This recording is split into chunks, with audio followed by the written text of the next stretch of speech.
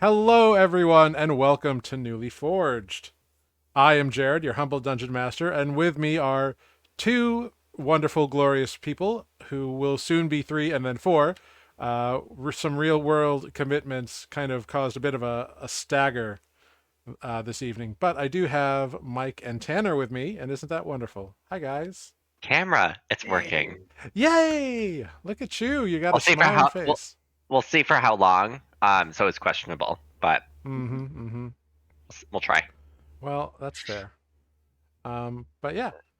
So, a couple of quick notes here. We have some new emotes that are available if you are a follower or subscriber. Uh, get out of here. yeah.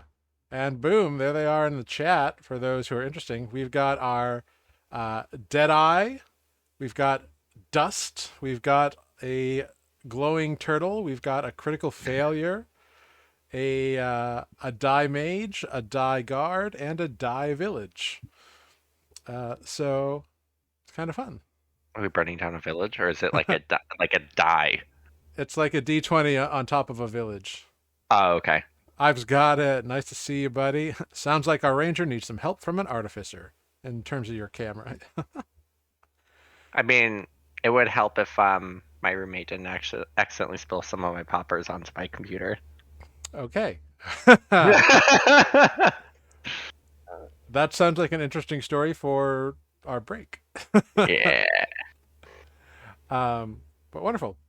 Well, so since we have our glorious mod in chat and we have some new emotes, feel free to like play around with those if you can access them. So that's cool.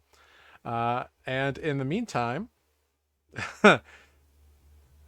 uh, thanks, Grinch. Nice to see you again. Twitching. I like that. I've got it. Poppers, you mean essential oils. Yes, very essential My oils. my nail polish remover. Yeah, that's what it is. Um, oh, the entire rainbow community just went like, oh God. Um, I am nothing if not a mess. and we love you. But yeah. So why don't you guys introduce yourselves and we'll get started here. Go ahead, introduce yourselves, your character, and say what your character would hope for when they wake up in the morning. Just if one thing was different, what would it be? One little thing. Let's start up in the corner here with Mike. That's me. I am the one and only. Well, actually, no, there's several mics, but I am a Mike, and I play Defect, Warforged Barbarian. And the one thing he would hope to wake up to in the morning. Bumble Folks is raiding with a party of 13. Not to interrupt you, but Oh, Bumble Folks, welcome back. Thank you for the raid, and welcome to all your wonderful fumbling folks. I think that's great. Welcome in. We're just getting started here. A couple of our players will be joining a bit later. But thanks for the raid. 13. That's amazing. You're just in time. We got some new emotes. So if you're following, I think you can access them. And if not, well, we can show them in chat with our glorious mod here. I've got it. He can access them all, I believe. And it'll be glorious. Oh, Philbeard, thank you for the follow. Look at this. Such nice people coming in. Oh, the camera froze. Here we go. Oh. technical difficulties. Yet Always. again. Yeah, always with this Always. goddamn camera. Hi, Chad. Hi, Fumble folks. Thank you so much. Thanks, Phil Beard. We'll hop back into our introductions. Right. Mike, take it away. I'll start at the beginning again. My name is Mike. I play Defect, Warforged Barbarian. The question being, what would I hope to wake up to? Um, uh, I would say tough but winnable battles. I think that's something up Defect's lane that he would like to see. Mm-hmm. Battles that are tough, that will challenge him, but yeah, he can win. Fair enough. Alexis hates losing. As do we all. Right. Mhm. Damn camera. I'm sorry, Tanner. But Tanner, feel free to introduce yourself as two glowing dots. Right. I'm Tanner. I play Adis the Human Ranger, and Adis would like to wake up to a working camera. Mhm. I would say Adis would like to wake up feeling well rested and not attacked during the night so often. That's fair. Looking at you, Jared. Hey, you're traveling in wild lands, baby. But I am Jared. I am the Dungeon Master here on Newly Forged. And with that, that'll do us until we get a couple more players popping in. So let's get in with a little recap of what happened last week here on Newly Forged. Last time on Newly Forged, Spoot, our turtle cleric, had a conversation with the mysterious silver-skinned woman who he has seen many times in his dreams, and learned a new ability. The group discussed leaving the blood fragment with the changeling wizard Fluxus, and talked about the possibility of him crafting something out of it for them, some sort of amulet or protection device based on its varied properties. They then left towards the town that Fluxus had mentioned to them, but were attacked en route by a group of orcs, some with crazy swords and some with more mundane weapons. However, despite Spoot becoming a potted plant during the battle, Adis turned into a sharpshooting machine, and in no time the party had laid low their attackers. So this is where we begin. Picking up right after the battle, the bodies of orcs are all over this place, this raiding party, who didn't really talk to you at all. They just sort of went after you for some reason. But you are surrounded by about a dozen or so corpses, but you are all in pretty good shape yourselves. Olive is still a bear running around. Spoot is no longer a potted plant. But yeah. Oh no, Spoot rolled 42. He did. Not that.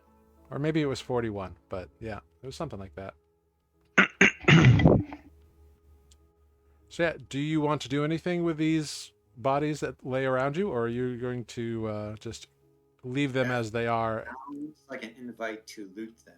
So we shall loot I the am body. saying that there are bodies around you. You can leave them where they are on the ground. You can push them off to the side. You can bury them. You can burn them. You can do all kinds of things to them. We're not going to get into some of the things, but Let's definitely loot the bodies. Do they have anything good on them? they don't have. I mean, they have decent weapons, but they're not. They don't seem like fancy or magical or anything like that. They definitely do not seem like they are well taken care of. They seem functional and serviceable. Mhm. Oh, that's a letdown. Okay, so I mean, we can still look for gold. See if they maybe have any. do they have coin on them? Yeah, digging through their pockets for a little while, you come up with a total of 15 gold and 7 silver amongst them all.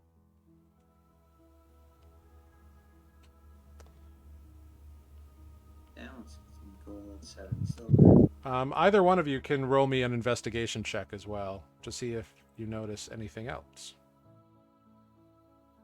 I help Adis on this one. I feel like he's a better investigator. I probably won. Greg's the investigator. Oh, okay. I have +2. I guess I'll do it. Yeah, you can. You both can do it. Okay, cool. Yeah, with a 10, nothing particularly stands out to you, Defect. Okay.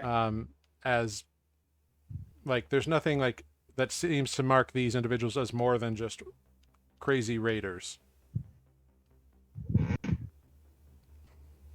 Probably after whatever valuables you may have had. In that case, Actually, I'm sorry. Are we hurting? How are we doing health wise? Do we need to short rest or continue? I'm fine. I could do a little bit of healing if anybody needs it. Can I do a medicine check? Because nobody else is here. Yeah, you're all pretty well off. Nobody is below half. Okay.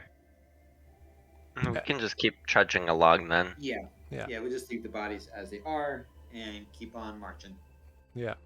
And if everything goes well, you should be able to get to the town, by like mid-morning or noon the next day. So shouldn't be too much of an issue. According to the direction from Fluxus, he said town was about a day away from his home. So Mm-hmm. great. You all march on. The day goes on without any events of any kind, which is great. You set up a watch rotation for the evening as per usual. Yep. A quiet night greets you. Nothing crazy happens during the evening, and away you go in the morning. That's suspicious. Adis's sense of direction unerringly leading him in the right direction, so to speak. Which is good. It's great. Around the equivalent of like 10 a.m., Adis, you do find yourselves re-meeting a path or a road of some kind. It seems like it is a very old section of road. Like it looks like it has risen up out of the ground, or the rest of it has sunken into the ground. And like another road is like on top of it. If you've ever seen any of those like ancient Roman roadways that are like half sunken in like Italy or the UK or anything like that, it's similar to that. Okay. So it looks at the moment like it's half sunken, but still maintained. You mean? Right? Yeah. Like it's obviously in use still. Okay. I'll just keep following it towards this Yeah. village. Yeah, a couple more hours, and you see as you come over this small little hill, about 800 feet down on the other side. The first thing you notice is a large pond that is fed by a stream, and around the pond there are a variety of what look to be mud and grass kind of bricks that have been used to form dwellings and domiciles and buildings and that kind of thing. Mm-hmm. There is an area of the buildings kind of right next to the pardon me, right next to the pond that has like a wall built around it, like a 15-foot high mud wall. Mm-hmm. That's obviously some form of a defensive barrier. And then there are other buildings outside of all that are cleared with like fields and stuff. So it seems you've come to a quaint little town in the middle of the prairie. Can we make out any figures at all in the town? Yes, absolutely. You can see people working the various farmsteads. You can see people moving in the village. It seems very mundane and not suspicious at all. That's suspicious. The lack of suspicion is suspicious. Exactly. Yes. Yes. Gotcha. In all my years of D&D, yes. I mean, they just they look like standard humanoid, like not bugbears or anything that we ran into. Make a perception check. I can do that. Not that you really need to. You have 90,000 to your perception, but go for it anyway. 27. Yeah, they all appear human. Okay. Well, shall we go over? They look like civilized. I suppose. Why we're here. Let's go. All right, Yeah. start walking over. Yeah, you walk down the hill and kind of start heading closer to town. And as you walk, people begin to notice you, and definitely look at your troop of companions. Every face you see is that of a human, and nobody is making any kind of aggressive movements, but you're definitely noticed and you stand out. What? Us stand out? I know, it's crazy. Shocked. Yeah, why would a Warforged Arcanaton thing and a goblin and a half orc and a turtle stand out in a village of humans? No idea. But there you are. You enter the village proper, passing through the wall, and you see that the gates are just kind of like wooden gates that they can slam closed, but they keep them open most of the time, apparently, or at least they're open now. Mm-hmm. And you walk in and see not a bustling community, but an active one. Like people are walking between places, carrying things. It seems like they're doing errands. A couple of kids running around playing. A bustling community for the middle of nowhere. Yeah, like there's at least 50 people in this village. Okay. Is there anybody who's like staring at us for an extended period of time? There are many, like many people have kind of stopped and they're just kind of looking at you. And some people are like eyeing you as they walk by. Like it is a whole like, strangers have come to town kind of moment. Um, I would like to walk over to just somebody. Mm-hmm. Maybe can I insight or something somebody who looks like they may have more authority or like an elder figure? Yeah, make an insight check.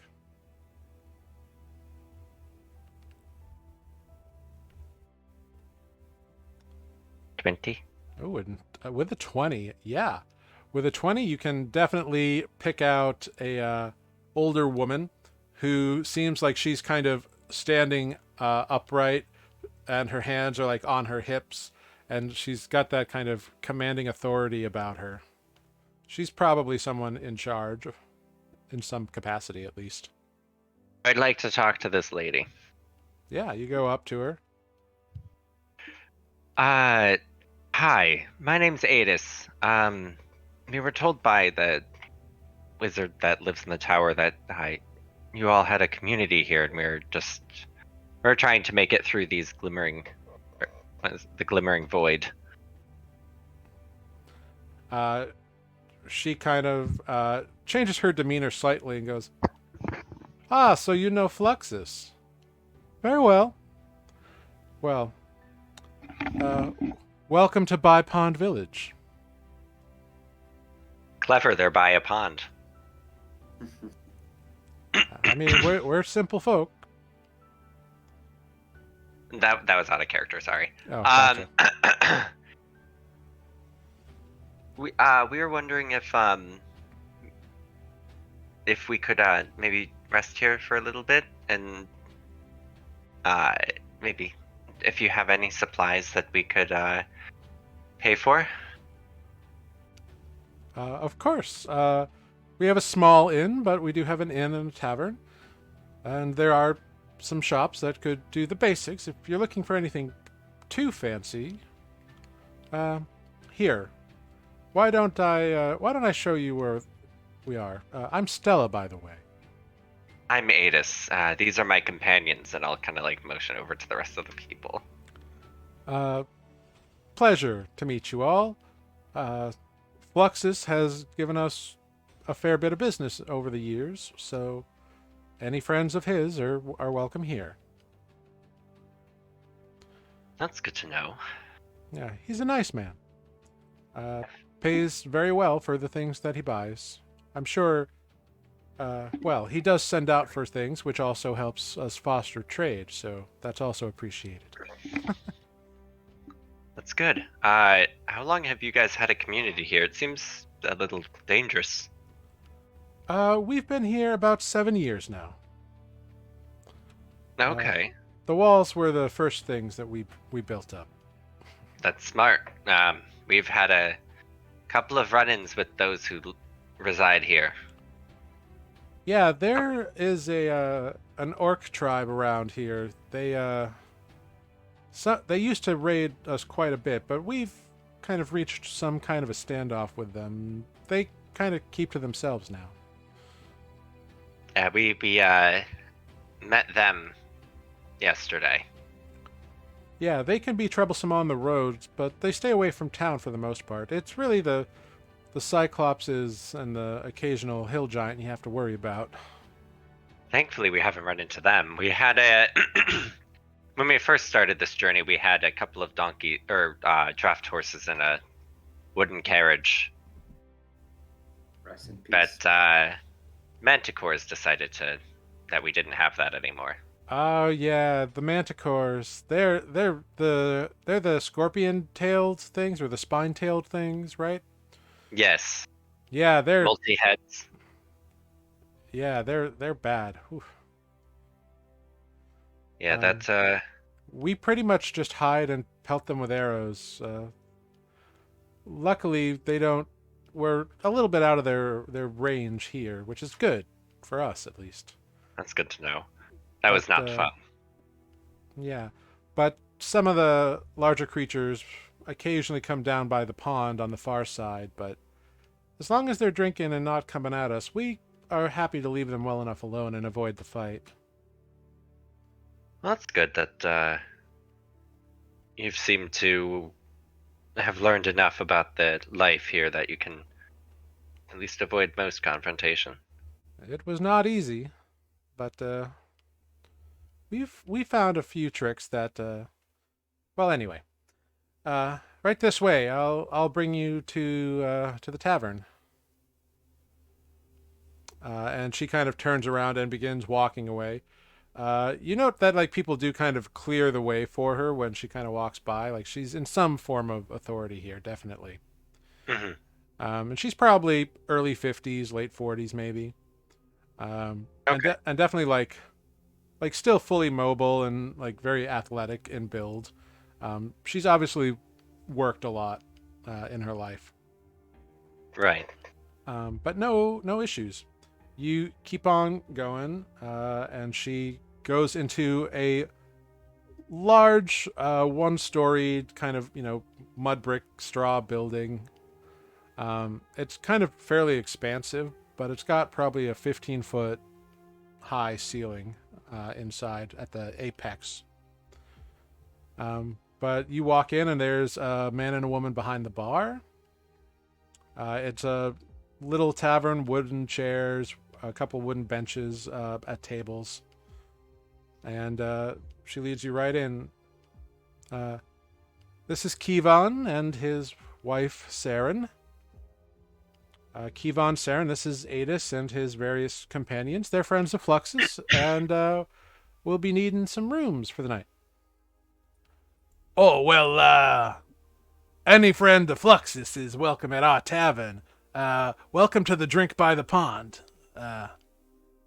We can set you up with a couple of rooms, no problem. Do you have any specific kind of sleeping arrangements, or we've got 3 rooms, so not a lot, but if you want just one or if you want all 3, whatever you need. We generally sleep at least 2 to a room, so that'll be fine. So you want the 3 rooms or just 2? We'll take the 3. Oh, you got it. That's going to be 3 silver for the rooms each. Like each I'll room take is that 3 silver. I'll take that out of the loot that we picked up earlier. Oh, that works. Okay. Yeah, it's 9 silver in total. 9 silver. Thank you. Yeah, and that comes with some free porridge in the morning. So that's nice, right? That's a little bit of a bonus. Are you going to be staying longer than the night, or what's your plan? I think as of right now, just the night. We have we're trying to head towards the Verdenton Glen. Oh, you're going up to talk to the elves, huh? Attempt to. And you see his eyes kind of glance over to Stella, and then kind of back to you. Well, if they feel like striking up trade with us here at Bypond, we'd be happy to, if you put in a good word for us, that'd be nice. If you like the accommodations and everything here. Oh, of course. I mean, if we can get to talk to them. I've heard they've been rather reclusive. Yeah, that's the rumor. Nobody I know's really been up there. Occasional traveler comes through who claims they've been up there, and occasional, trader and the like. We get some stories, but nothing really too concrete about it. Well, I mean, that's, at least gives a little bit of hope. Maybe there's some people that are willing to possibly talk. Oh yeah, absolutely. I think it'd be perfectly fine if you want to ask questions to anybody who might come into the bar over the night. Like. I appreciate that. Now, do you know anywhere where we can, maybe refresh some of our supplies, like provisions and whatnot? Oh, sure. There's Mihan. He's got like the dry goods kind of basic supply kind of store, nails, rope, that kind of stuff. If that's what you're looking for. Yeah, and like any sort of rations. Oh, he should have some trail rations. Yeah. All right. I can head over there. Cool. I don't know what everybody else plans on doing. Yeah. At this moment, Stella kind of pipes in and says, "Well, if you're all taken care of, I'll be seeing you around. Have a good night. Have a good day." And she just kind of nods and kind of waves and exits. The drink by the pond, as it is called.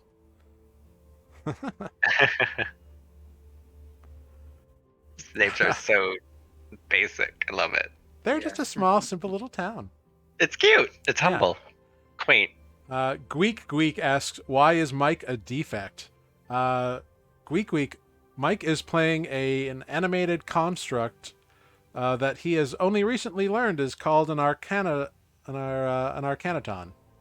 It's basically a Warforged, so his name is reflective of that in his mind. But yeah, you can definitely go to Mihan's and obtain some rations. You are given directions. It's pretty much right across the street, so it's not like it's hard to find.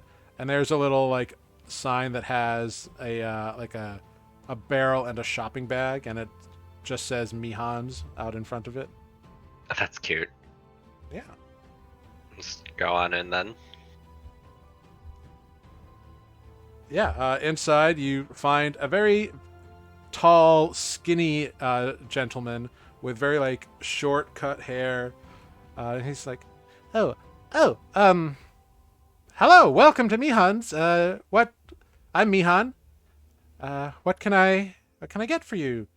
Are you looking for maybe something exotic, like certain spices, or perhaps something a little more useful, like maybe a new set of trowels and gardening tools? How can I help you today? Actually, I mean, if you have some spices, I'll take a look at those since ours got burned up. But oh yes, I mean, and he kind of like turns around and rummages through a couple things and brings out a small little box about like this big. He's like, I have here some very rare spices in these parts. We've got definitely some pepper and some very nice salts, which are more common but still hard to get around here. But I'm the only one who has them.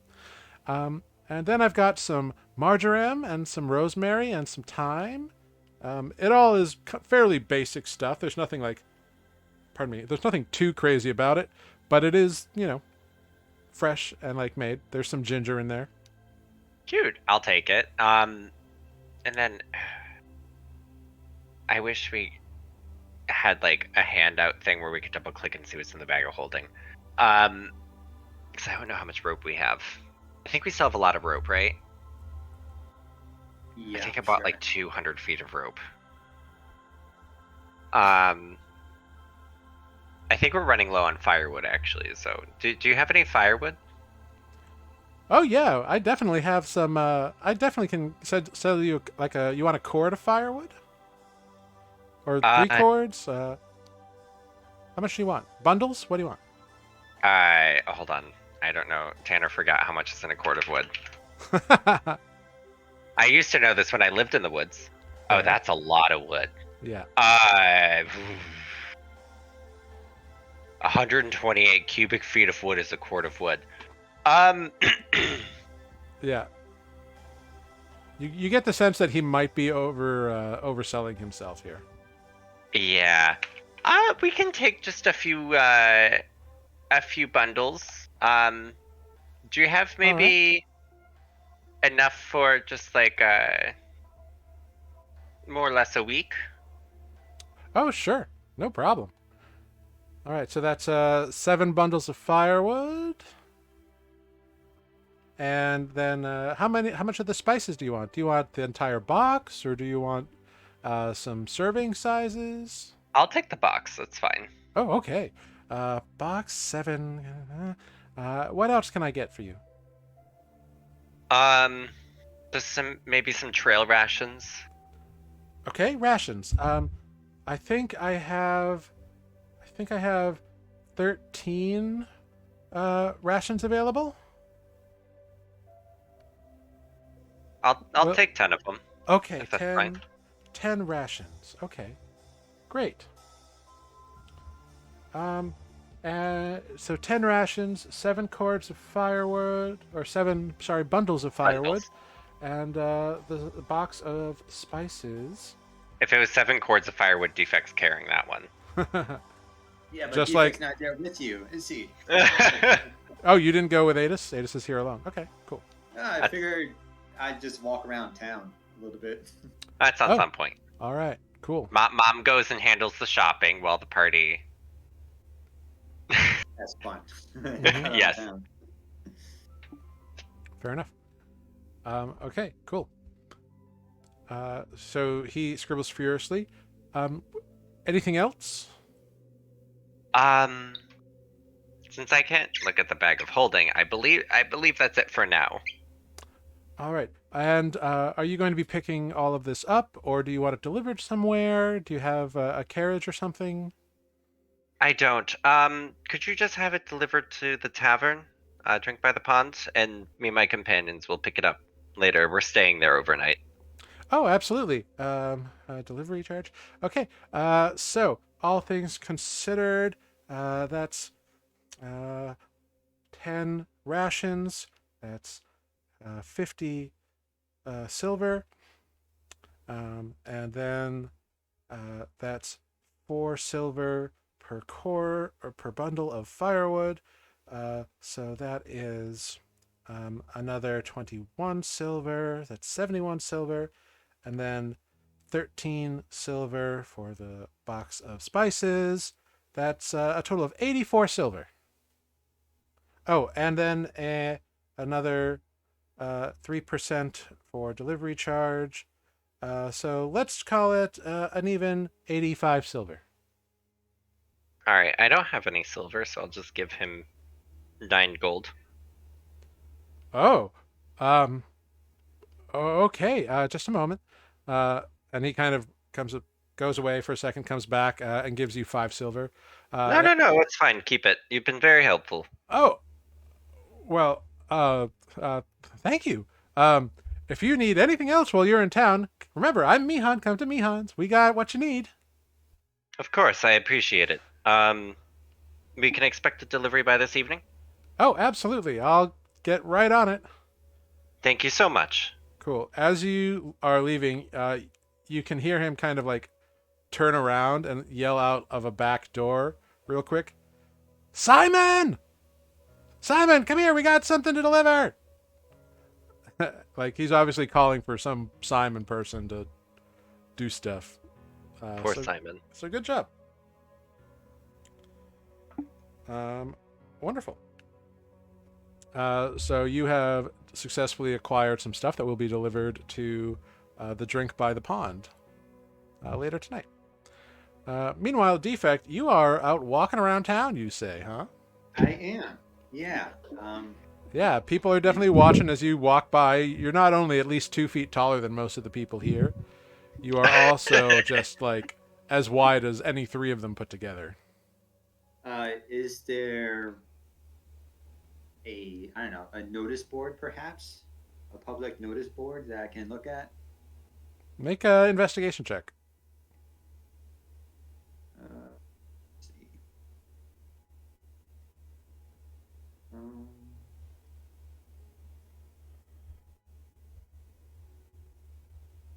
16? Oh, great. With a 16, you are able to discover a not a notice board per se, but it is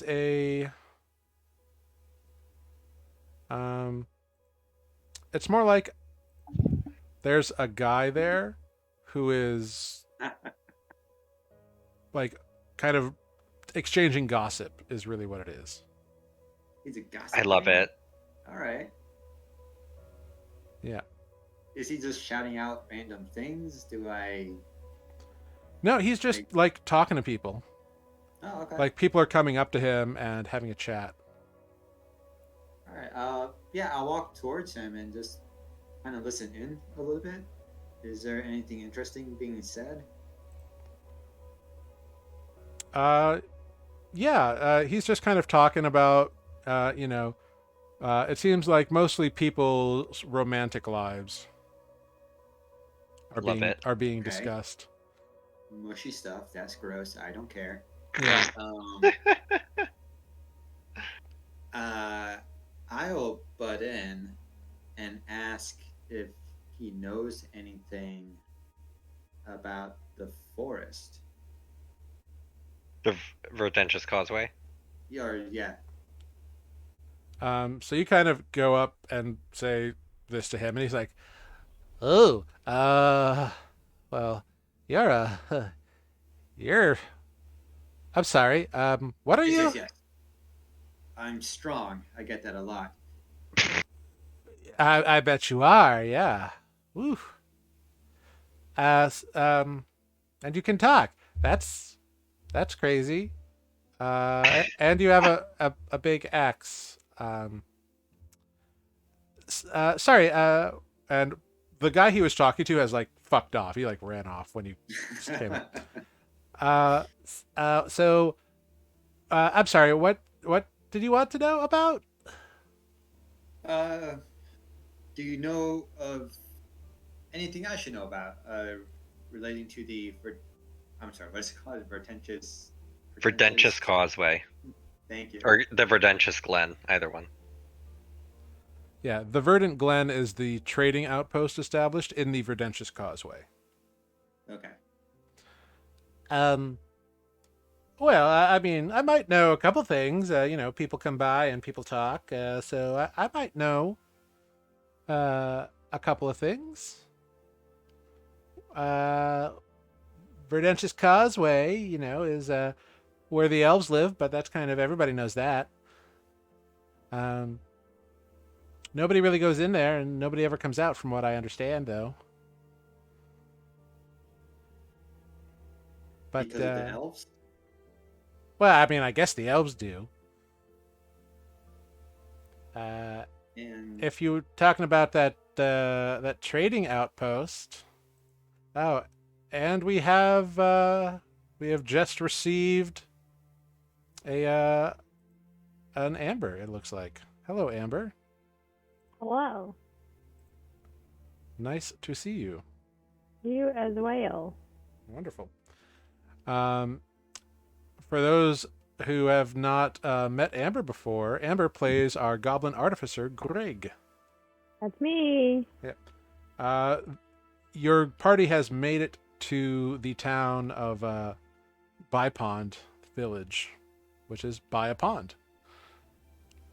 Okay. Yeah.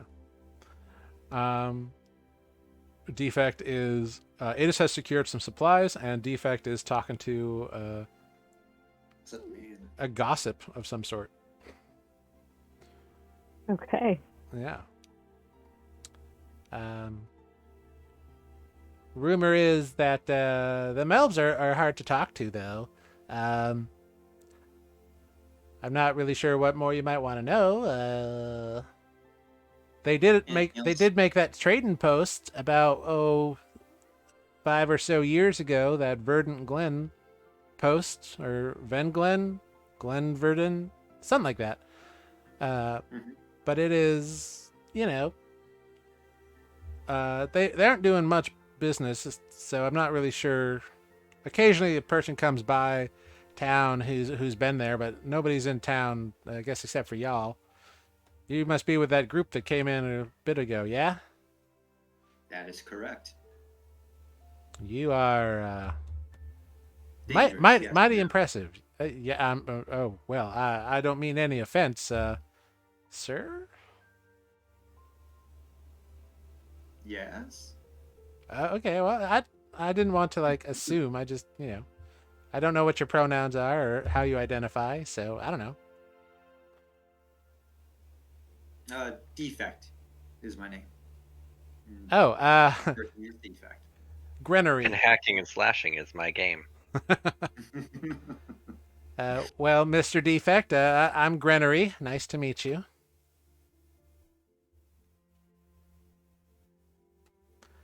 Is there anything else I can help you with? Do you know of any other dangerous creatures that live in the causeway? Oh, in the causeway, I have no idea. Never been there. Hmm. I mean, I guess the elves are dangerous. Are they? Would they attack anyone who enters? I don't know. But you gotta figure they're, elves. They're probably dangerous. Okay, well, I guess that is all. Thank you. Yeah, so where are y'all from? All over, and I just quickly walk away from him. Okay. Don't want to carry on a conversation. All right. Well, bye. As you tromp out of there. Well done. That was a loaded statement. Yeah, he's just like apparently a town gossip who, talks to people about stuff. Greg, Adis has gone off to a place called Mihan's to get some supplies, and Defect just kind of wandered out to maybe try and get some information or talk to people. What are you up to in this town of Bypond, which that you are currently at a tavern called Drink by the Pond?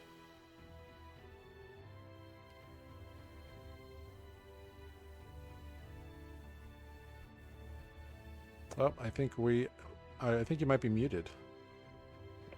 I made it push to talk for some reason. I'll probably be doing some eavesdropping.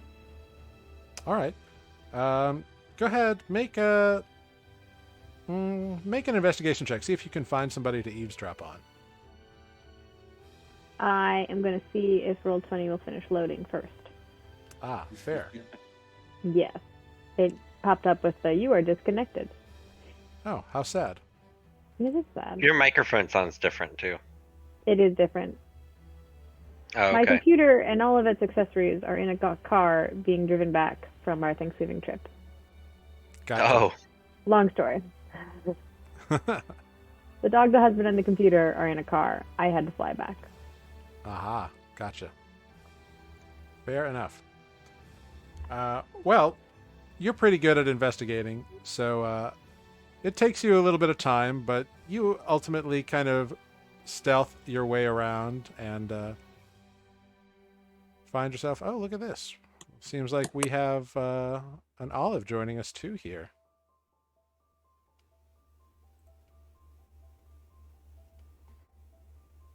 Indeed. Hey, look at Hey, this, friends. everyone. Now Made it. now we have a larger section of our party, which is great.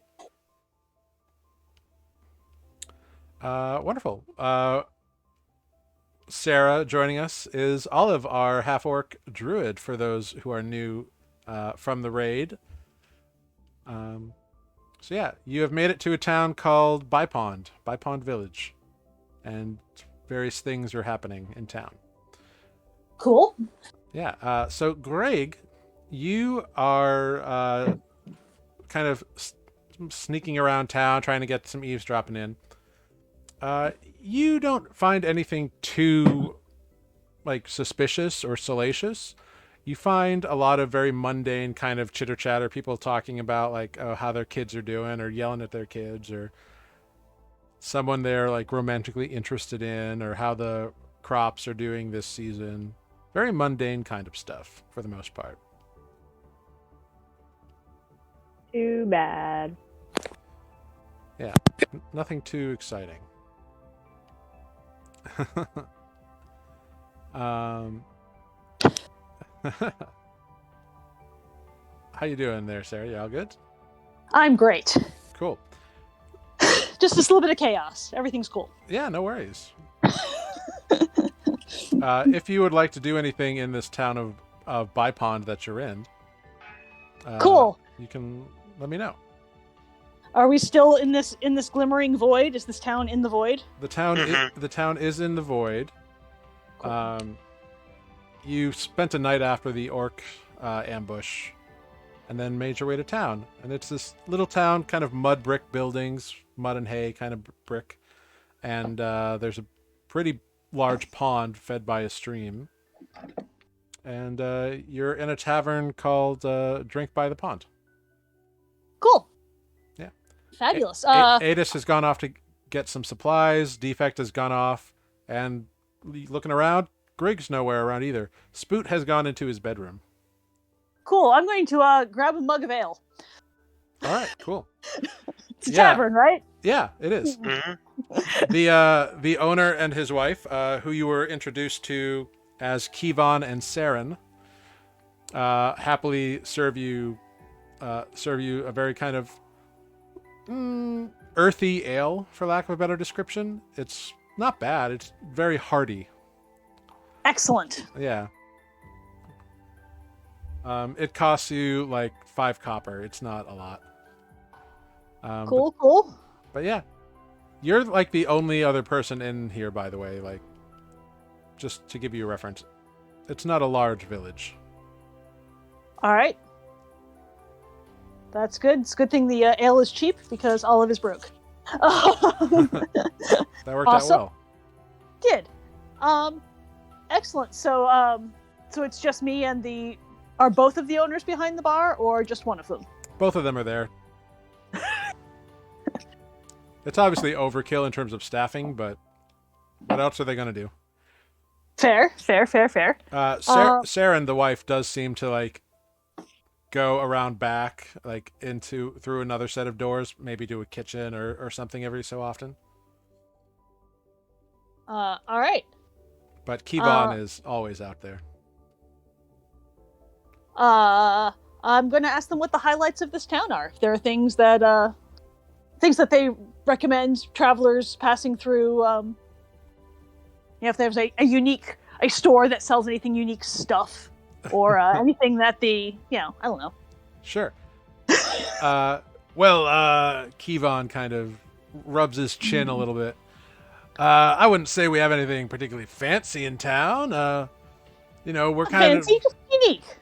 The pond's kind of unique. It's pretty deep and provides good water and fish and stuff like that.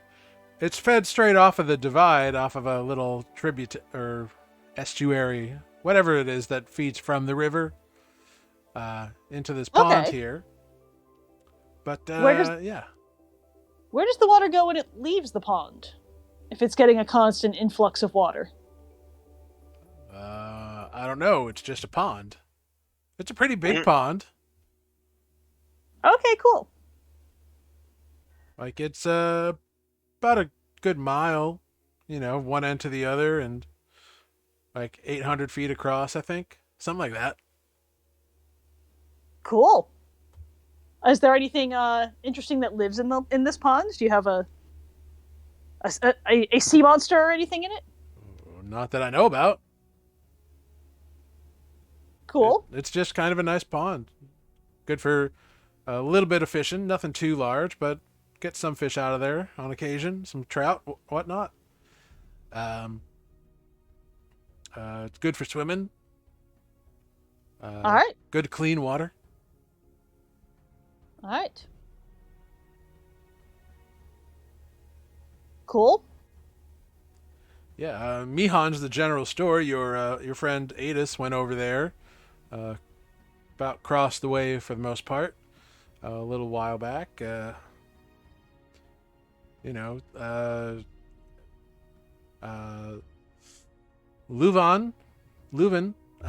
she's a seamstress in town. Nothing too fancy, but if you need any sort of repair done on your cloaks or anything, she can probably take care of that for you.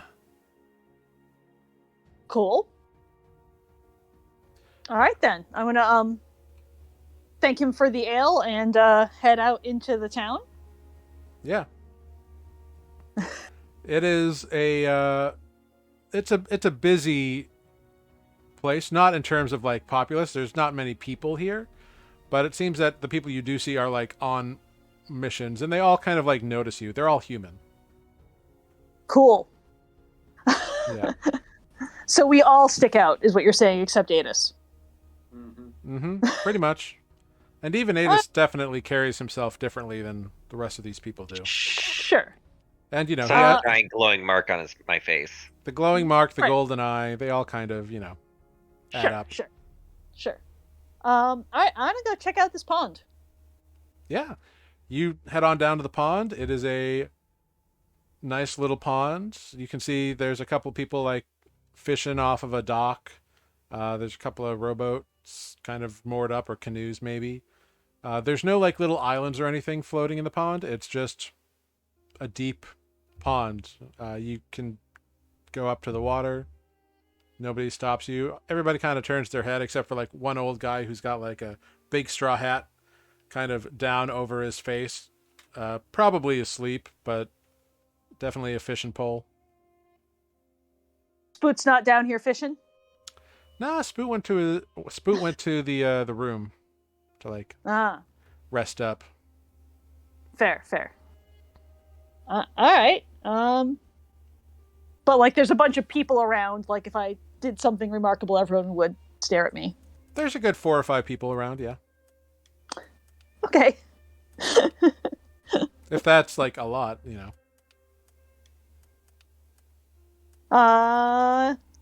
Cool. I'm just gonna walk along the edge of the pond and look for somewhere where I can get in the water without causing a great deal of ruckus. Yeah, easy enough to do.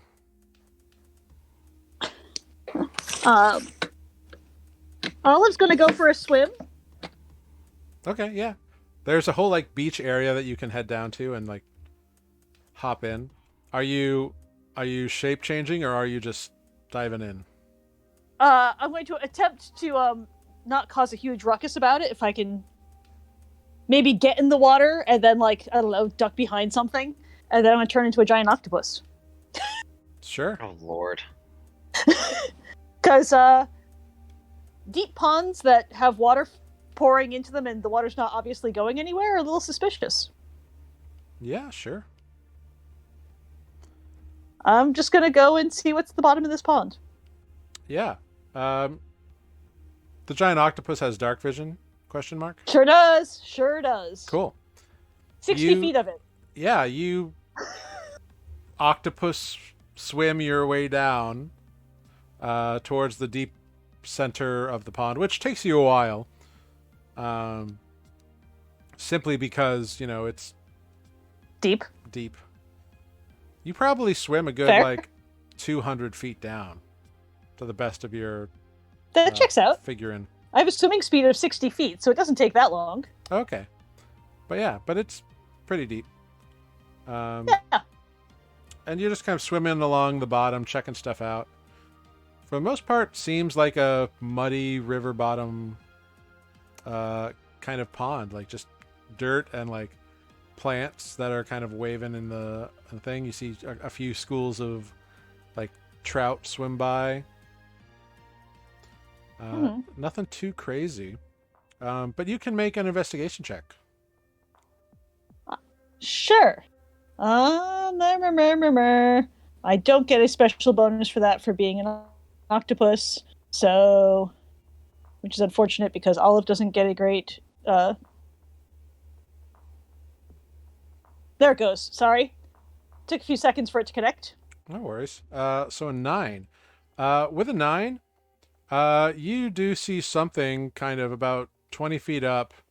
Looks to be some kind of weird, like, skeletal thing. Or like a body of some kind. That's suspicious. I'm gotta swim up to it, I guess. See what it is. Yeah, like the form is definitely something like that. It's covered in like muck and bottom of pond stuff. So like dirt and reeds and plants growing. It's on the ground. It's on the bottom. It's not 20 feet above me. It's 20 feet in front of me. Yeah. Okay, I misheard you. Like 20 feet in front of you on the ground. Cool. All right, and just gonna swim up to it. I don't know. Grab at it with my tentacles. I don't know. All right, you start grabbing and poking, and we're gonna come back to you. Adis, Cool. You have purchased your supplies. You leave town. You see Defect kind of walking purposefully towards some man kind of sitting on like a crate or something. You can just barely catch Olive as she begins heading down towards the pond, and you have no sign of Grig or Spoot. I'm just gonna keep an eye on Defect. I'm more concerned about that. Just kind of hang around and see. Going to do? Yeah, he seems to have a short conversation with the guy on the crate. When he started talking, the guy that the guy on the crate was talking to ran off. But they have a short conversation, and then Defect just turns and starts walking away, and the guy is kind of like, okay. I mean, I remember what Defect said to me once, that he enjoys killing. So. Not indiscriminately. Doesn't mean it's the only thing Defect enjoys. No, but concern. Always concern. Likes ducks and poultry. Mm-hmm. Yes, but I don't see any poor ducks around here, so. I guess I'd go look for Greg. Sure. Make an investigation check. Or a perception check. Greg, you can make a stealth check. I'm not really hiding. I'm just wandering around. All right. Probably in one place. Okay, then yeah, an investigation check. Oh.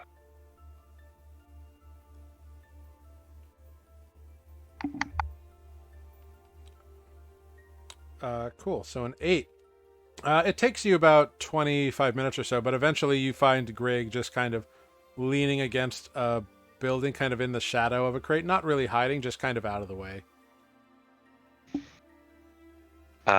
Greg, is everything okay? Yeah, is there anything interesting about this town? Not really. I'm just passing through. I mean, I guess, yeah, we're not dead. We can rest. Yeah, But and they said it's been that a while they... since we got to a boring place. It's very true. They did say that they, don't really get attacked by anything here. So I figured that'd be kind of nice change for the evening. I mean, sure. But how did they not get attacked by anything? Because they're in the middle of this void and we got attacked by everything. I don't know. I didn't really ask. I mean, isn't that kind of sus?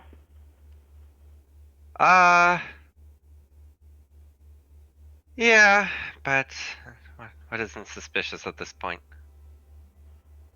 I guess that's fair. As long as it doesn't kill us, whatever, I guess. It would be nice to sleep through the night without having to watch our backs. But how do they? I mean, okay. I mean, if you want to go ask them, you can go ask. I'm sure someone might know. The village elder might. I mean, okay, but I kind of feel like we're even more out of place than usual here. I don't think that. I mean, okay, for science. They said any friend of why did I forget his name? The wizard Lactose. Fluxus is a friend of theirs. I guess that's fair. Okay, you don't it'll want to help. know? Like, you really don't want to know? We can go ask if you're really intrigued. I can go find the village elder together. I mean, I don't know. Everything just seems so normal here. Then that's a problem. I mean, isn't it? It's in the I middle of a really weird place. Part of me says yes, the other part of me doesn't wish to think about it. I guess that's fair. Come on, let's go. Okay. Yeah, let's go. I'll help Greg find this person. Are you looking for Stella again, or are you Yeah. looking? Okay.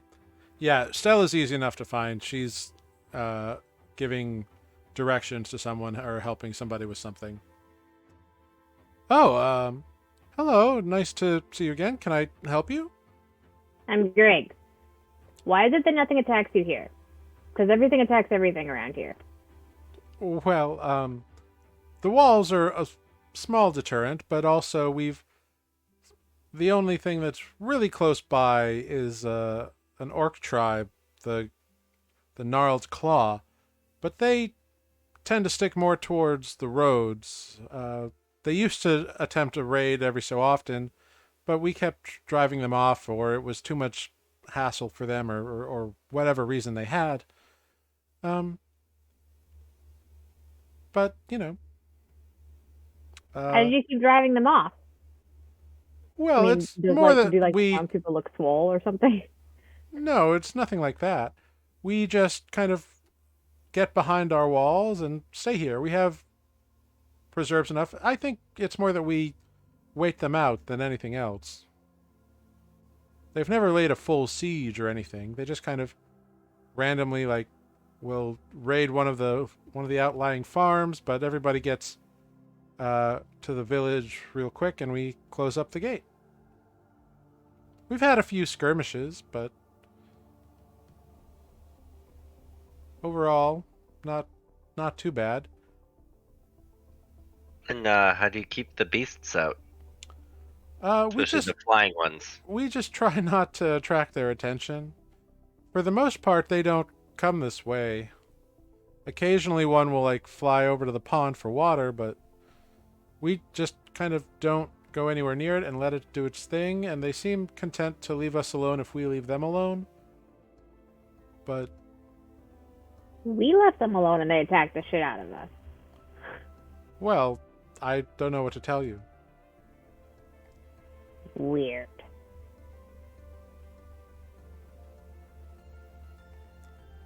I suppose. I mean, it's not that we don't, keep watch. Everybody has bows and at the ready in their homes in case they do. Maybe it's our numbers. There's a fair few of us here.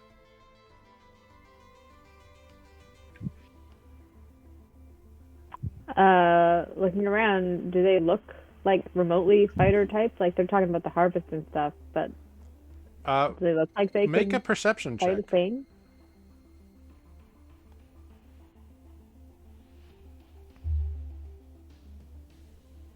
$13. Yeah, looking around, it seems mostly like they are farmers, the odd, very low-level gardener merchant kind of guy. Nobody strikes you as particularly, martial.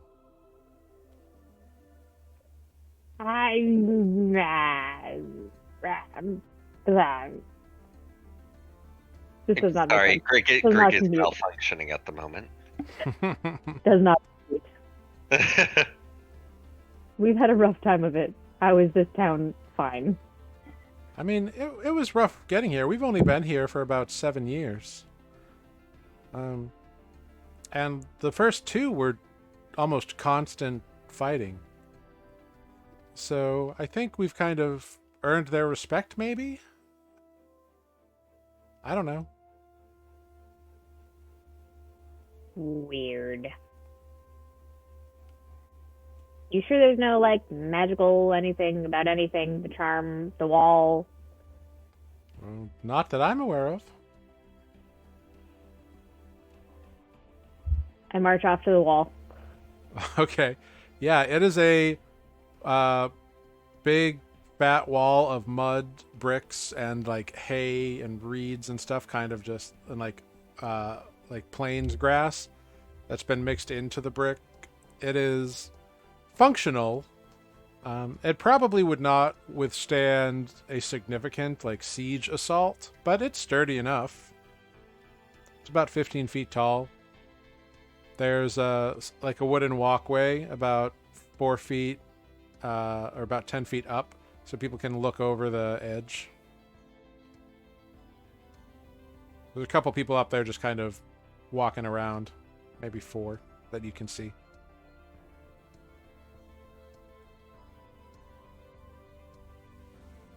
I'm stumped. Yeah, Greg, not everything always needs a completely logical answer. They could just be lucky. Lucky for 7 years? I mean, come on. Look at the maidens. They're easy picking. I'm not saying you're wrong. I'm just saying sometimes the answer is simpler than you think. Fine. Greg will just shake their head and go back to the room, I guess. Where's Defect? Have you seen Defect? He was scaring some guy in the town. He seems fine. Okay. Where is he? I last saw him kind of near the general store. And then Okay. Olive is being Olive in a pond, I think. Yeah. I feel like after talking to the gossip guy, Defect would have walked back to the tavern. Okay. Oh, and Greg, I ordered 1 box of spices, 7 bundles of firewood, and 10 days of rations. Oh. Okay. I just Amazing. figured we were running low on a couple of things. Uh, And all those spices I bought in the city got burned up by the manticores. that's true. That's very true. And the firewood Well, from now the... we have 22, possibly just 20. Oh, I didn't know how much we had left because I can't access your bag. You cook a lot. That's You true. touch things often. That's fair. And you said 5 bundles of firewood? 7. 7. Okay, now we have 10 bundles of firewood. Unless you've been using it without me. No, I just figured, because we have campfires every night, I figured I should buy some more. That's fair. Mhm. Maybe we should posthumously tally some. The DM question. Yeah. Essentially, a bundle of firewood lasts for like 3 days. You get 3 fires out of it. Okay. So I should take the 3 and call it like 1 left, just for the sake of argument. Sure. I'm traveling for a few days. So instead, we have 6 with the 5 you just bought. No, I bought 7. I can't do numbers. So you've got 8 in total now. Great. Back with Olive, you have wrapped your tentacles around this thing, and As soon as you start like trying to like clear stuff off, just like all the gunk kind of builds up and it becomes this cloud you can't really see through. But you're able to wrap your tentacles around and heave, heave, heave, and you can feel like it comes loose and you've got it in your tentacles. But you can't see because you're in this big cloud of muck at the bottom of the pond. I can feel what? You can feel whatever it is in your tentacles. Like you can feel that you have pulled it out from, it's like being suctioned into the bottom of the pond, but you can't see it because all the muck has risen into the air or into the water. I will swim clear of all the mud. Yeah, so you swim on clear, and it's like trailing a cloud of crap behind it. Very obvious if you're in the water. But you get to a place far enough away and can take a look at it. It's a log. An old, rotted log. I love it. All right, I guess I'll drop it. Down it goes. There aren't even like any like sunken rowboats in this pond. I mean, not with your investigation of a 9. Fair. All right. I'll swim around a bit and enjoy being an octopus, and then I guess I'll get out and go back to the tavern. All right. Yeah, you swim around. You do that. However long you want to do that, because your wild shape lasts for 4 hours. Yeah. Let's give it like an hour and a half. All right. Are the rest of you doing anything in the meantime? Not really. It's a boring town. All right. Yeah. Indeed. You all kind of just reconvene. Olive, as you get out of the pond, you notice that most people have kind of like moved or gone off to do other things, except that one old guy with the straw hat. He's just kind of in the same position. He might be dead. Who knows? Oh no. You can investigate. I don't actually care that much. I'm just going to go back to the tavern. Yeah. Oh no. So you head on back. You all reconvene. Later in the evening, a younger man comes in and finds you, Adis, and he's got a wagon of stuff outside. That is all the stuff you ordered. Greg, your order's here. What? Oh, hold up. Okay. Here, I'll take it. I'll go help Greg load the stuff into the bag. Yeah, as you're loading all of these large, like bundles of firewood and packs of rations into your bag of holding, the guy is just like mouth agape, like, how is this possible? Don't worry about it. It's magic. It's fine. That's amazing. How much can you fit in there? A lot? I don't know. Wow. Yeah, he's just like awestruck. But you eventually empty the box or the wagon that he's brought over. He then takes his mule and kind of goes back kind of around the building across the street, which is probably where he came from. And that's your evening. A few townsfolk come into the tavern for a drink. Nobody like really stays for like a meal. But you all can have a decent like hearty meal of like stew of some with like rabbit or something for like 6 copper. It's not a lot. Lord, this is cheap. It's a small little village in the middle of nowhere. Yeah. Well, I'll see you guys in the morning. Okay, I guess so. Yes. Yeah, you get a long rest in. No problems occur. Porridge comes with your for your breakfasts in the morning, so no problem there. You have supplies. And you kind of gather yourselves ready to leave. As you kind of exit the drink by the pond, You do notice a figure is just kind of like sitting on a rocking chair on like the little porch out front, off to the side, very like Western saloon, like feet up on the railing kind of thing. Hmm. All of you recognize this individual. It's the old man who was like straw hat down, sleeping, fishing by the pond yesterday. He's like migrated positions, and now he's up here. He's got the straw hat covering his face, boots up on the railing in the rocking chair. Go greet him today. No. Hello, sir. Hi. How are you? How are you today? Without even moving the hat, he's like, "Fine. Yourself?" Pretty good. We're just passing through your town here. Doesn't seem to be very much of excitement going on. Yeah, I heard about y'all. Heading on up to the elves, they say. True story. Mighty tricky, those elves. Sure y'all can deal with them? I mean, we're pretty tricky too. You say so.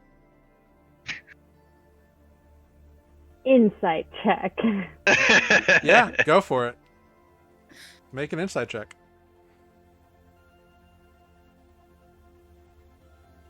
A 16.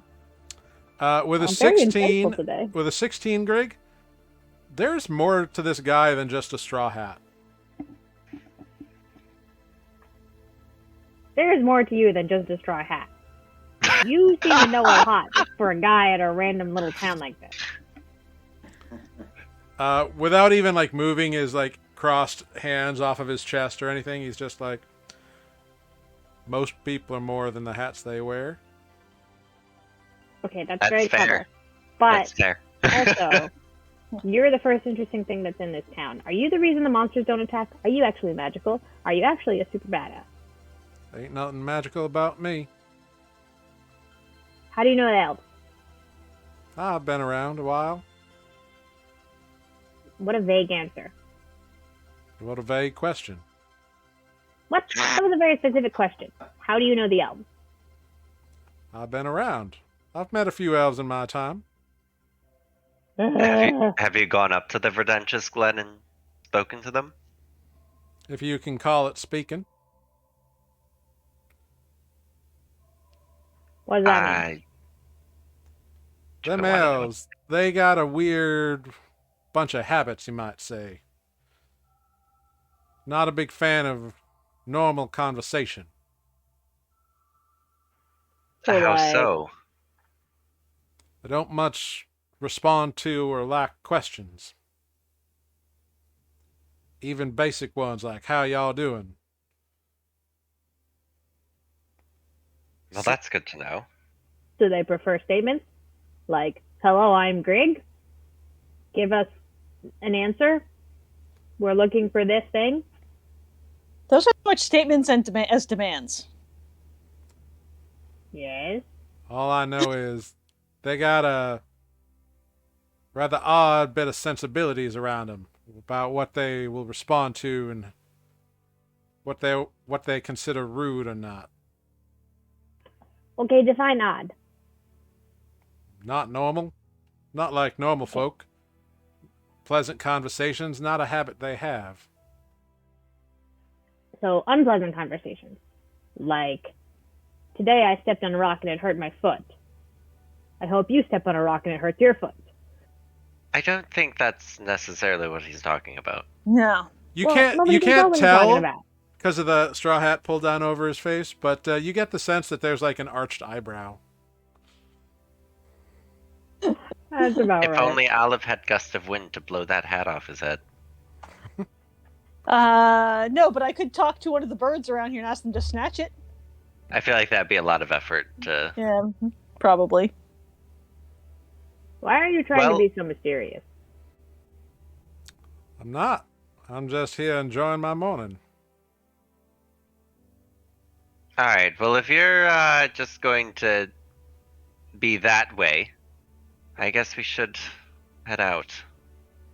Well, y'all travel safe. Come back anytime. Yes. Okay, bye. I, just for the shits of it, while we're walking away, would like to use, what's it called? What's that one where I can sense creature types? 'Cause I don't The trust them. primordial awareness. Primeval Yes. awareness. Primeval awareness. Yeah, totally. You use the ability. You do not sense a fiend, undead, aberration. Nope. Effervescence. Nope. No Alright. tingling on the tongue. No fey. Pardon me.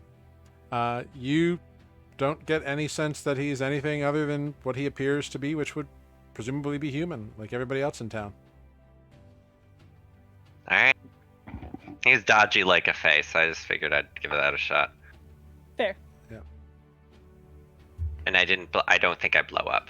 I don't know how many spells were cast last game. Well, do you cast that as a spell, or is it just It's an a- ability you activate? It consumes a spell slot. Right, but you don't cast anything, or you do? That I don't know, because as an action, you can expend one ranger spell slot. And for the next minute, I know I sense things. Okay, so expending a spell slot is different than casting a spell. It's just resource utilization. Okay. So I'm going to say you're not actually casting a spell, so you won't have to roll for that one. Okay. Alright. Yeah, Cool. because that's an ability, not an actual like spell. What about like when I have the free hunter's mark and free? Those are still considered spells, even though I get like a free one that doesn't consume a spell slot. Right, but you cast a spell in that instance. Okay, I'm confused, but sure. All right. Yeah. Yeah, it's about the actual like casting of magic, not the activating an ability.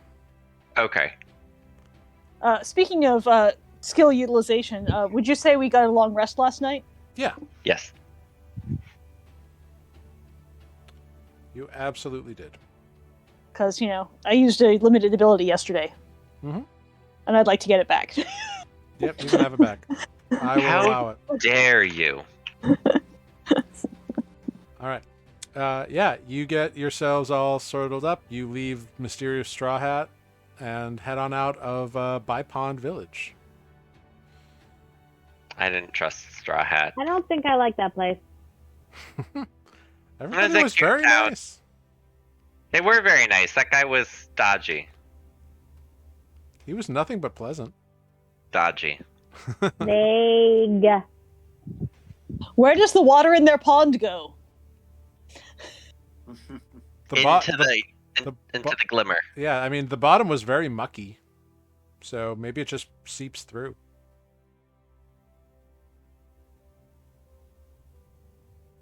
All of it's suspicious. Okay, that's fair. Everything but yeah. is suspicious. Why Anything doesn't that doesn't attack us is suspicious. somebody roll me a d20?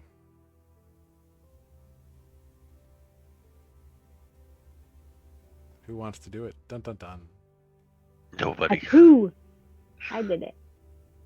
Cool. Great. So as you are leaving, you notice clouds are coming in, and it begins to drizzle lightly as you make your way along the road. And indeed, as the day wears on, it picks up, and there's high winds, and it is just difficult going and trudging. You can still move. It's not like a full rainstorm like the previous ones you encountered, but it is definitely windy and wet and uncomfortable. You bring out your rain gear, assuming you have some, and all your stuff is you're just a little sopping wet is by the end of it, by the time you set camp. And you didn't get as much travel as you were hoping that day. But as you set a watch, nothing happens over the night, and you can carry on the next day. Somebody wants to roll me a d20? I'll do it. Okay. Woohoo! I rolled one. Yeah, cool. I need someone to roll me a D100, please. Maybe not me. I can do it. Oh, okay. You go. 30. Okay, cool. Indeed, the drizzly rain has picked up again, and it is pouring cats and dogs. God damn it. It is just a deluge. Seems like you came through the glimmering void in the rainy season. Cool. And it is just Gross. pouring down like there's no way you can travel today. Well, I guess I'll sit here and practice my draconic. Fair. Good thing we got this nice cozy tent that's always nice inside. It's true. That's right. Mm-hmm. Svent. Yep. Tafak Muntrak. So the tent begins to close up while you're all inside. No, just kidding. Oh no. No, I didn't say the words. Those are different words. That's fair. So Greg is over there practicing Draconic with Spoot, and you spend a day in the tents. Someone wants to roll me another d20, please? I'll do it. Go for it.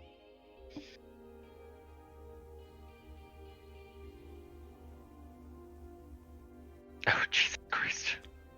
The rain continues, but it's only like it was the first day, so it is possible to travel on this day, but it is, again, very windy and hard going. Gross. All right, who didn't check that they had a monsoon season around here? I don't Any think of us? any of you Come on. did. I like to imagine that Greg is walking behind Defect as a windbreak. Yes. Or behind Spoot's thick thighs. That's true. Cool. Yeah, at least all the bad weather is keeping things away from like attacking you, so that's nice. Fair. I'll take that. Yeah. Somebody wants to roll me a d20 for the next day. That's my turn again, isn't it? Can't possibly do worse. Woohoo! I don't know. There could be like an arcane spell storm that hits us. Could be. Yeah, the day lightens up and the rain goes away. It's muddy and mucky, but you can move normally. It seems like the earth here absorbs the water really quickly, or it just runs off to the lowest location, which is not the road apparently. Excellent. Yeah, but you kind of turn a little bit north, and the day is pretty nice.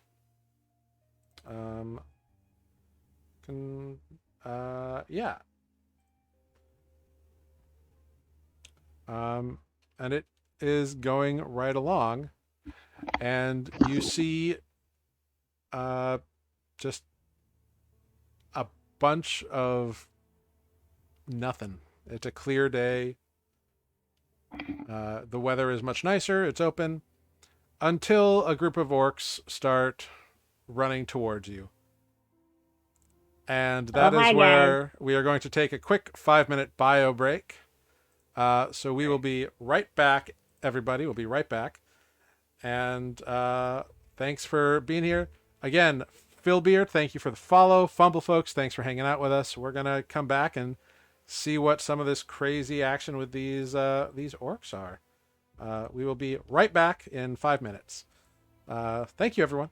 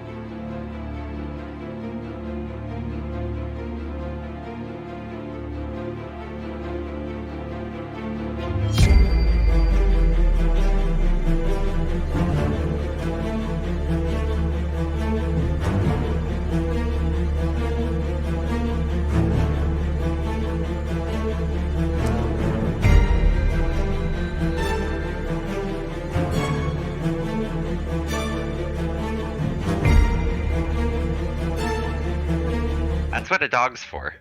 Hello, everyone. He's We in the are other room. back. The dog is in the other room. Great. Welcome back to Nuuli Forged. Thanks for sticking with us over that bio break. It's wonderful to have you all here. Y'all, I'm going to need some initiative rolls from everybody as you see some orcs rushing towards you over a hill. And you're all gearing for battle. These orcs are charging in. And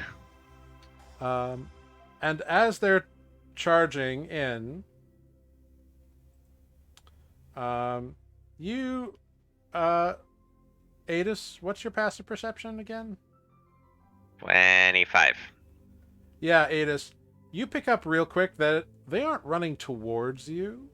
You're kind of in the way that they're running, but they are running away from something. Oh shit. Can I say that to everybody, or do I not have time? You are about to say that to everybody when you see yeah.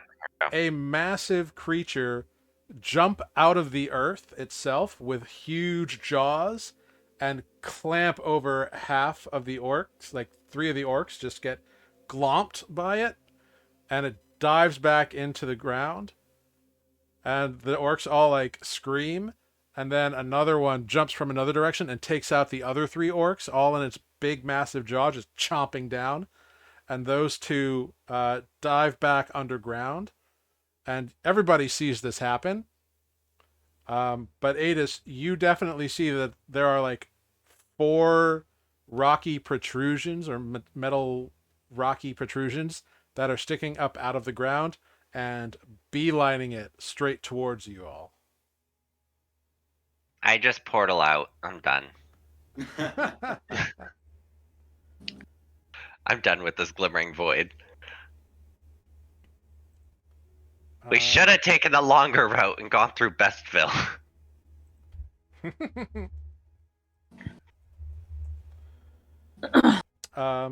Great. So, at the start of initiative, Greg, make a quick perception check. Adis has pointed out these things, so you can see that they are like whatever they are. They're moving like they're cutting through the ground towards you. Tarask.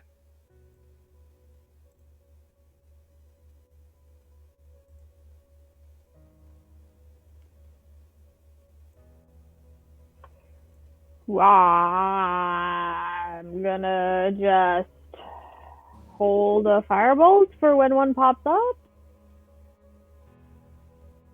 Okay. Cool. Let's see. Great. Very cool.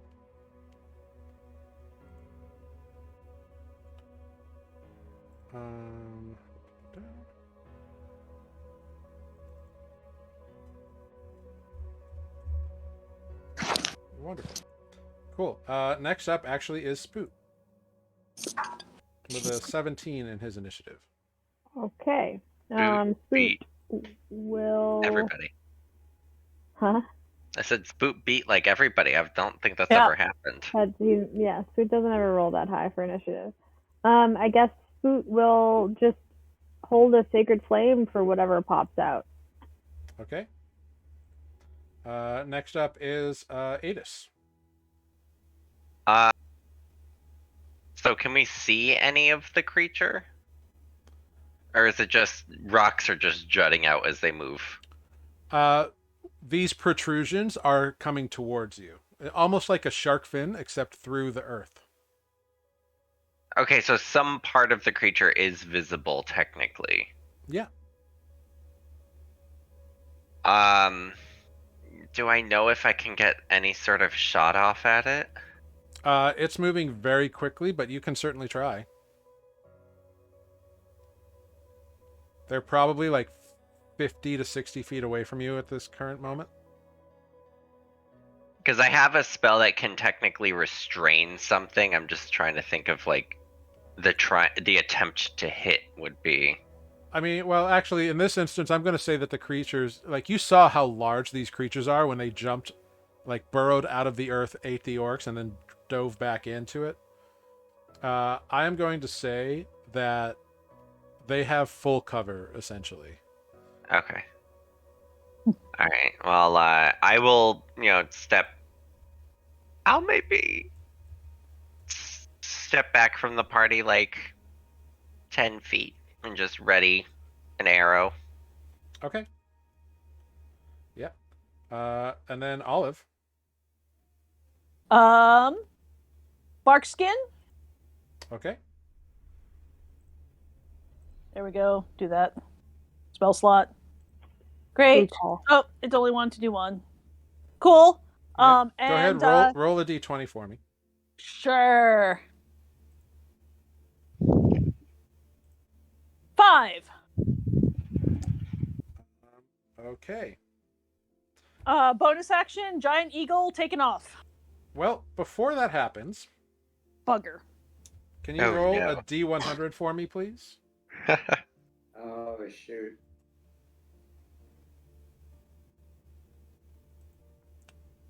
A 70, you say, huh?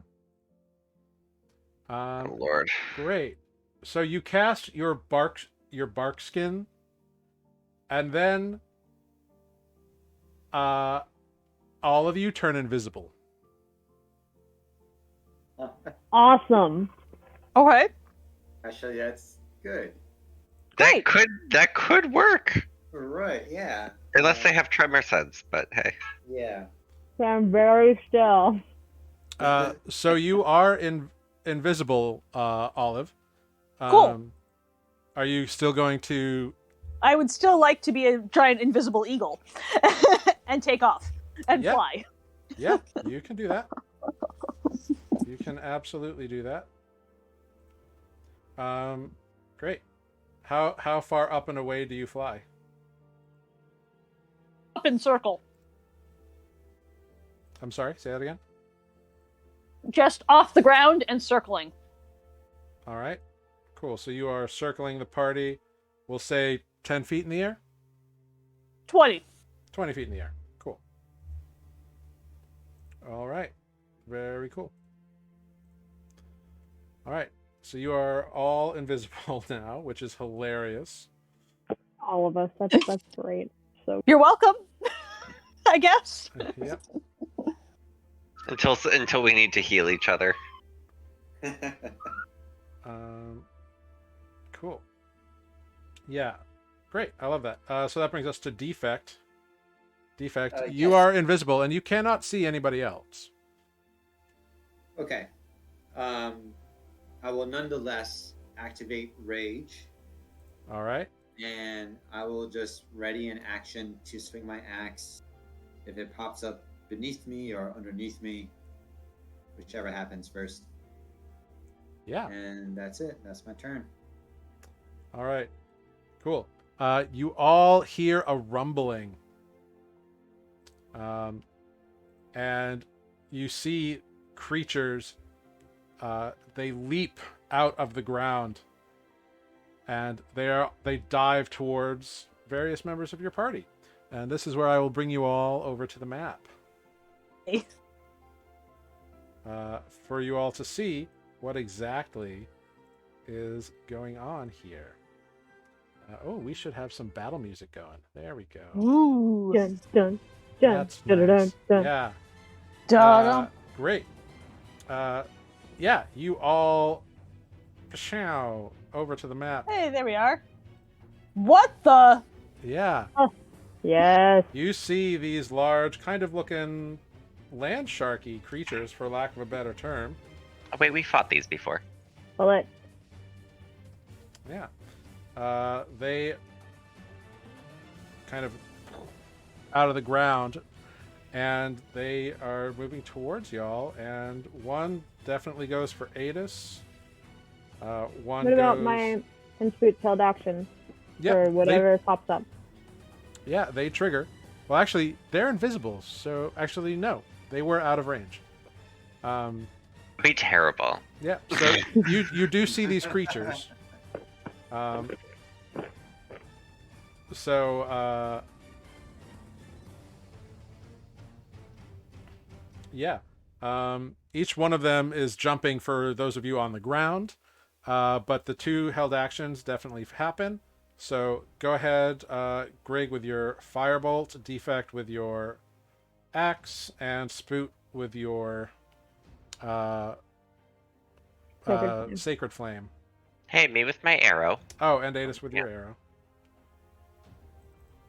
Yep. Yeah, they rolled a 1 on their initiative, so y'all were very good there. Even at disadvantage. Wow, nice. Cool. So the one that jumps up and goes towards Spoot does not succeed on the dexterity save, so takes 17 radiant damage. Greg's firebolt also hits, and deals 10 damage. Yep. Defect's axe definitely hits with a 22 and does 15 damage. And Adis's arrow with a 28 definitely also hits for 10 points of piercing damage. And the 4 of you are now visible, making the attacks broke the invisibility. Not that it mattered anyway. Yeah, they already found us. Yeah, it seems like they knew right where you were. The tremor sense. That sacred flame damage though. Yeah, that was that's no kidding. good. Cool. So now I need all 4 of you on the ground to make either a strength or dexterity saving throw. Either or. Either or. You get to choose which one you want to do.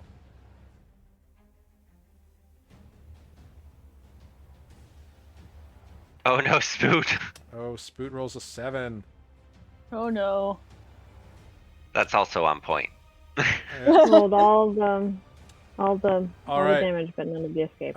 So Greg, this thing jumps towards you, like trying to max you. You manage to dodge. You take half the damage. So you take half of 17 is 8. You take 8 bludgeoning damage and 6 slashing damage. As you successfully dodge out of the way, you just kind of get hit by debris and avoid most of the jaws and talons and such. Adis, you also just barely manage to get out of the way, and you end up taking 6 slashing damage and 8 bludgeoning damage as well. As you get hit by debris.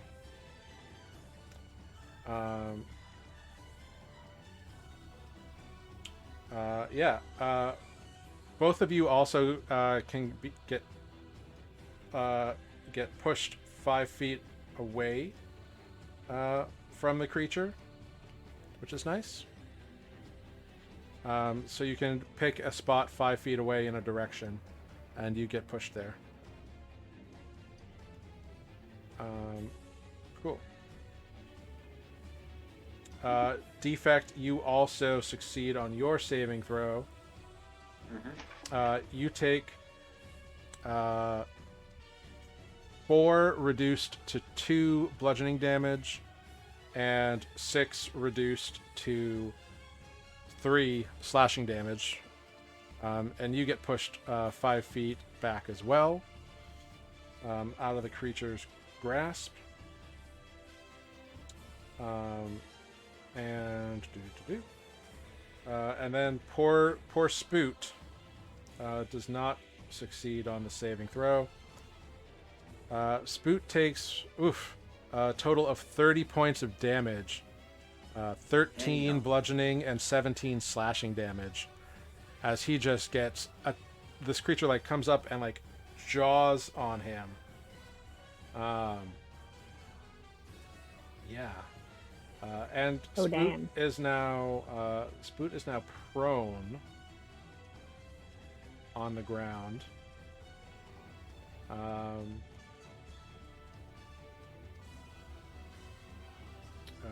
Yeah. So Spoot is prone as this creature has actually like jumped on top of him. And is like devouring or like beginning to like tear into poor Spoot here. Oh. But that is their turn. Which brings us to Greg.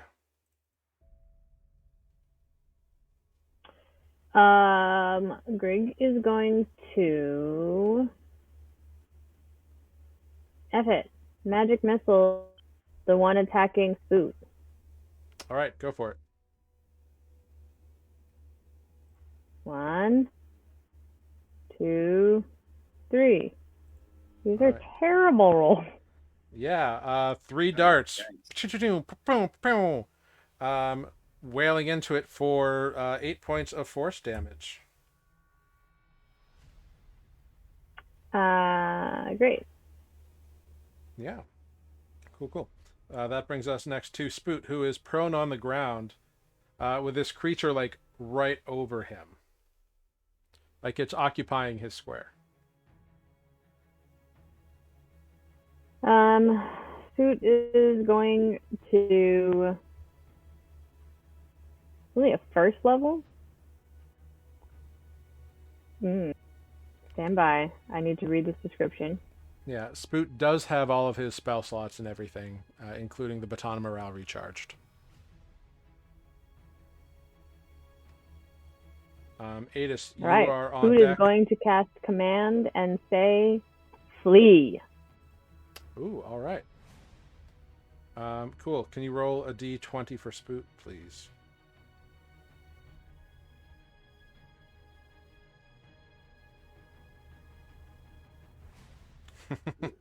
Two.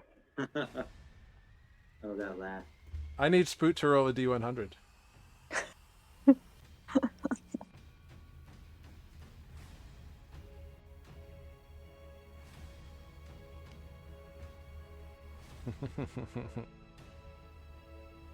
$28. Okay. Spoot is in a dire circumstance right now as he casts the spell, hoping to get this creature to flee. And he knows it. And some bit of divine inspiration wells up within him. All of Spoot's spells that have a casting time of 1 action are now a bonus action to cast. Ooh. For the next Wait, but then he can't cast 2 bonus action spells. Correct. But for the next minute, Spoot can use his action to do something and cast any of his action spells as a bonus action.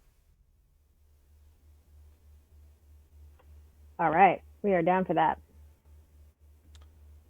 Very exciting. And it needs to make a wisdom save, I believe. Yep. DC 16. All right. Cool. It makes a wisdom saving throw. It does not flee. Hard. Wah. So is this first one also a bonus action? No, that was an action. That was Okay. the triggering that caused this effect. Sure. Okay. But you are prone and this creature's on top of you. Yep. I don't know what Spoot can do. Yeah. Maybe there's something turtley. He can withdraw into a shell, but I believe that's an action. Yes. Okay. All right. So Spoot is there. He tried to do a thing, but now his spells are empowered in a cool way. He can cast Healing Word on himself. Well, he already cast a leveled spell. You so- can't cast a spell. All right. Okay. Yep. I was gonna say that's the one that's a bonus action, but that doesn't help if it's. Ives got it brings up an interesting question. Can he cast any of his spells as an action? Because all of his spells now have been replaced by an action casting time to a bonus action, he cannot choose to use an action to cast one of those spells. Just to clarify. Makes sense. Yeah, it pretty much alters the form of his magic, so all of his spells are now bonus actions. Which means he could, like, disengage as an action on his next turn, run, and still cast a third-level spell or whatever. So, he's got options. Adis, you succeeded on the dex save you made, so you actually got pushed 5 feet out of his thing, so you're not under him, you're right next to him, right where you are. And it is your turn. Olive, you're on deck as you're flying around.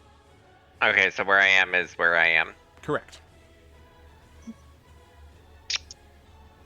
I don't like this. Bonus action disengage. Okay, yeah. 5, 10, 15, 20. Mm-hmm.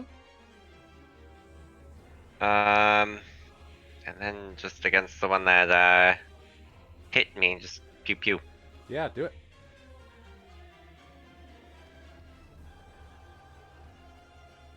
$21 Absolutely hits.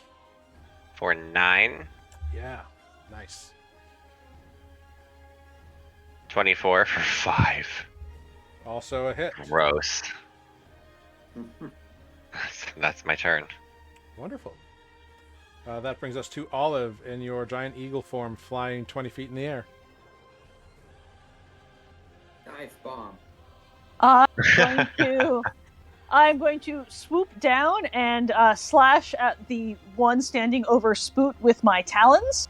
There's a +5 to that, so that's a 22 to hit. A 22 will hit. And that is 2d6 plus 3. So 9 damage. Wonderful. And that was the one next to Defect, or the one over Spoot? I'm sorry. The one over Spoot. All right, so 9 damage. Yep, I'm also going to beak attack him as I'm there. Okay, go for it. Boop. Yeah. Oh That is yeah. A natural 20. Get him Go in the Beak. eye. That is a Kobe. crit. See There's that crit a, emote? So 12 plus 3 is 15 points of damage. And Olive's just going to keep soaring around. Good roll. What a damage roll. Does the giant eagle have flyby? It does not. Okay, so it turns around and attempts to bite you as you fly away from it. Yeah, fair. Because you just pounced on it and did a bunch of shit to it. So it Yeah.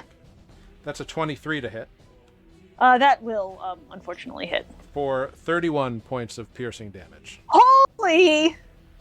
Oof. Yeah. Yeah. They are all mouth, baby. All mouth and little claws. But yeah. Cool. But I still have a bonus action, which means I can use a spell slot to regain some HP. Yeah, totally. So I'm going to take 4 of those back. All right, cool. You do it. All right, that brings us to Defect. I mean, we all know what I'm gonna do, right? No. I'm gonna attack. Yeah. Negotiate. Diplomacy roll. Yeah, that's Give parlay. it a poem and chase it away. I'm gonna attack this one here, closer to Grig and I. All right, do it. And I will do this with reckless abandonment. Okay. So you have advantage on the attack. Yes, so 27 to hit for 14 points of damage. Yep, that hits. Absolutely. And the second one is 26 to hit for 11 points of damage. Yeah, absolutely. 2 solid attacks. As you hit this thing, you see how tough the skin is. It's almost like armor plating on this creature. We fought this these before, right? Mm-hmm. Yeah. Okay. Yeah, it's very Yeah, I familiar. remember. Yeah, I remember their outer layers being tough. Yeah. All right. That brings us to the creatures. They are all going to bite the people closest to them. So one goes after Spoot with advantage. And that's only a 17, which I believe is lower Nope. than Spoot's armor class. So Yep. Spoot brings up his shield even while prone, and the jaws just can't close, and he fights them off. Good job, Spoot. Yeah. The other two next to Defect are just going to try to bite Defect. That's a 24 to hit on the first attack. Yeah. For 40 points of piercing damage, reduced to 20. Right. Aren't you lucky? Because of rage. Right. Holy crap. And then a 22 to hit on the second attack. Okay. For 27, reduced to 13 points of piercing damage. This one then runs and attempts to jump on top of you, Adis. So I make either a strength or dexterity saving throw, please.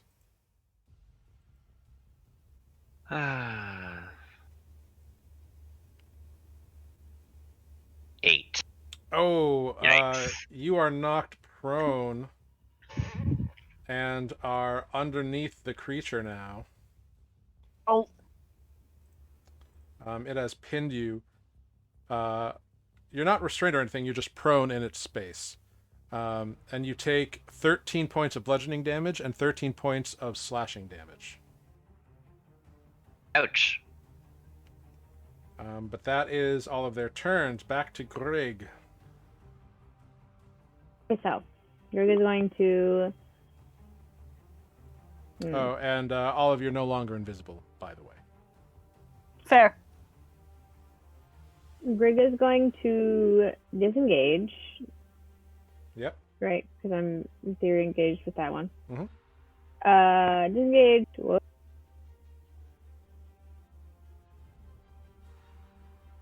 So you scamper Move around. over there. Okay. Tap Spoot for a cure wound. All right.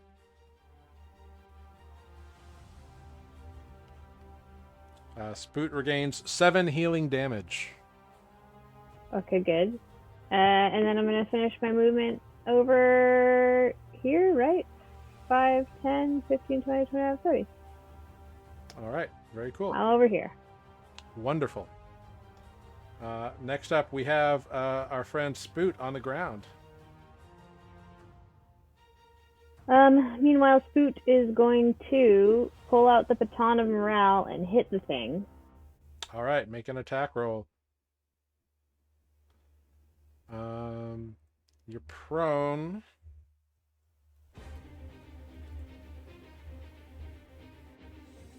You do have disadvantage, so it's a 13 to hit, which is not enough. It bounces off the shell. Okay, it was worth a shot. Mhm. Then let's cast another Sacred Flame, even though, yeah. All right, cool. Yeah. Bonus action, Sacred Flame. It Ooh, makes good damage. it fails the dex save. Get it. It is wreathed in divine turtle flame, and just kind of the light of Farlane wraps around this creature as it like kind of roars in defiance. Roar! Very angry at Spoot. It's going to enjoy munching on him. That brings us to Adis. Adis, you are prone on the ground. This thing is towering over you in your space. Its massive jaw that you saw devour those orcs whole is right there, buddy. Adis would like to panic as a free action. Yep, okay. And then bonus action Misty Step. Ooh, nice. To over there. Yep. Go ahead, roll the d20 for me. I think that was. Oh no, one more square up. Mm-hmm.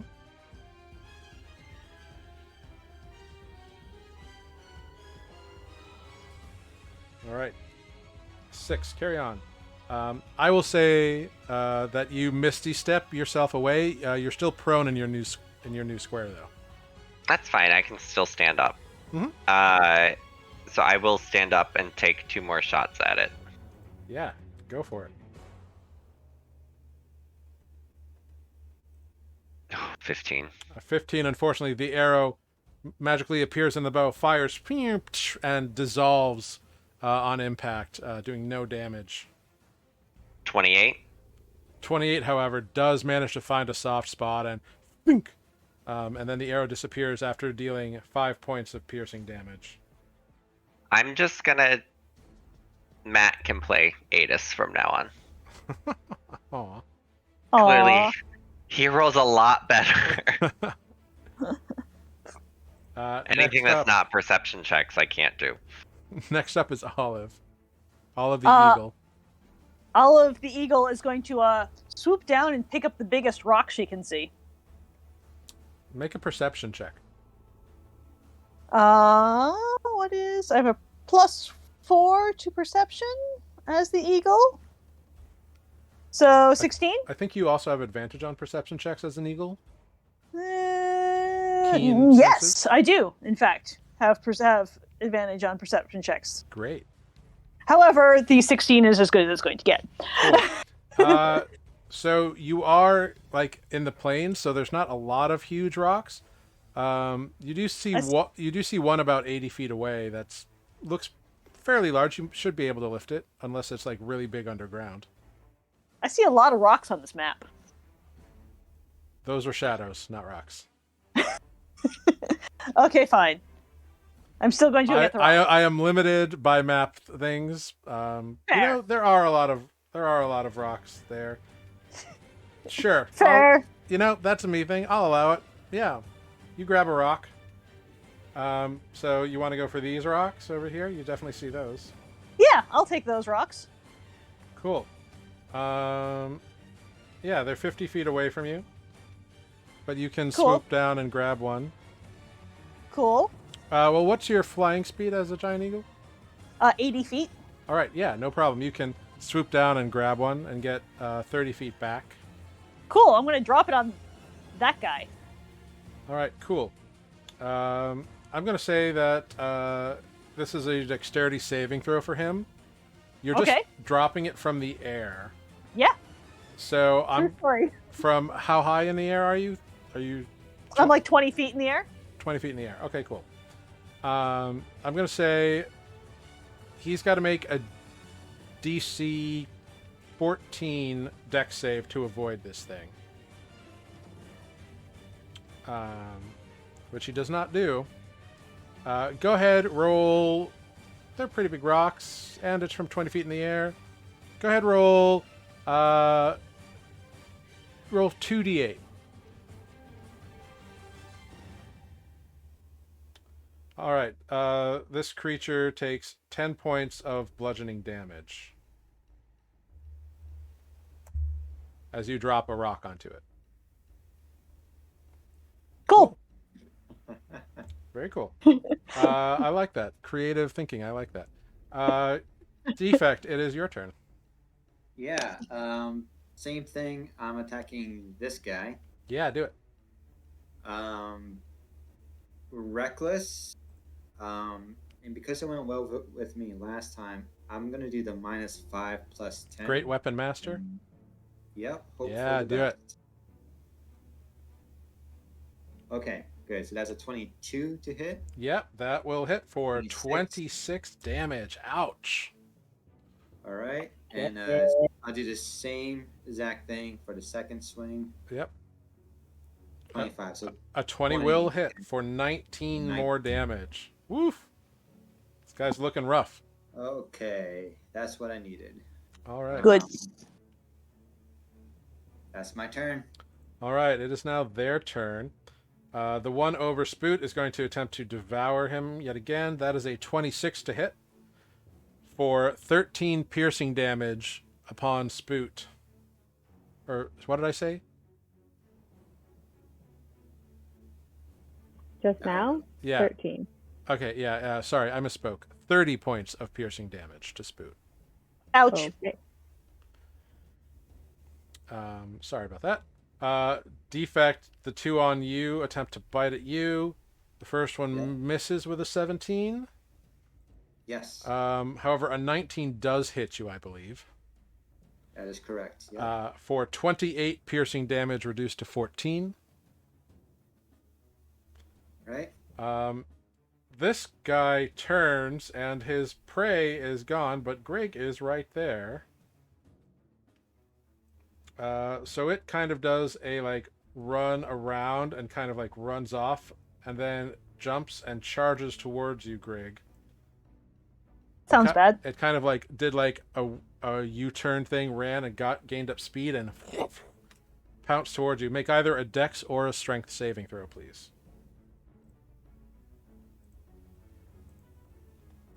22?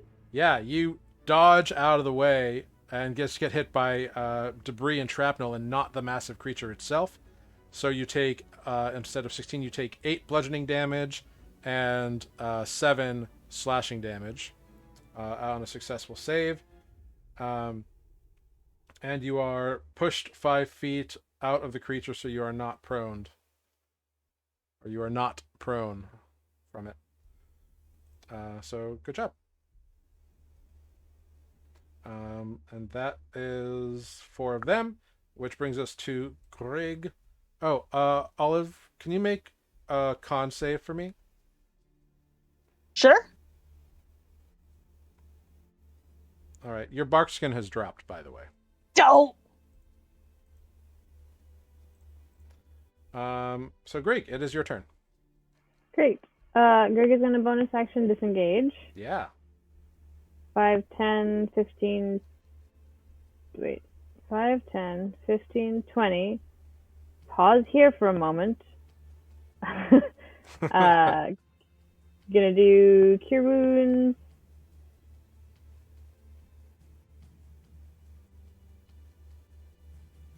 Screw it. We're gonna do it at the highest level I can do. Yeah, do it. Yeah, level 2. Wonderful. All right. You heal Greg, or you heal Spoot, rather, Greg, for 8 points of healing anti-damage. 15. Because higher level cast with it. Oh, I only see 8, so that's why. Oh, It Got did it. 7 higher level cast and 8. I see. Yep, Regular. 15. 15. Sorry, that was on me. You say 7th level cure wounds. Right. Oh my god, defect. What is that? Defect is rebooting.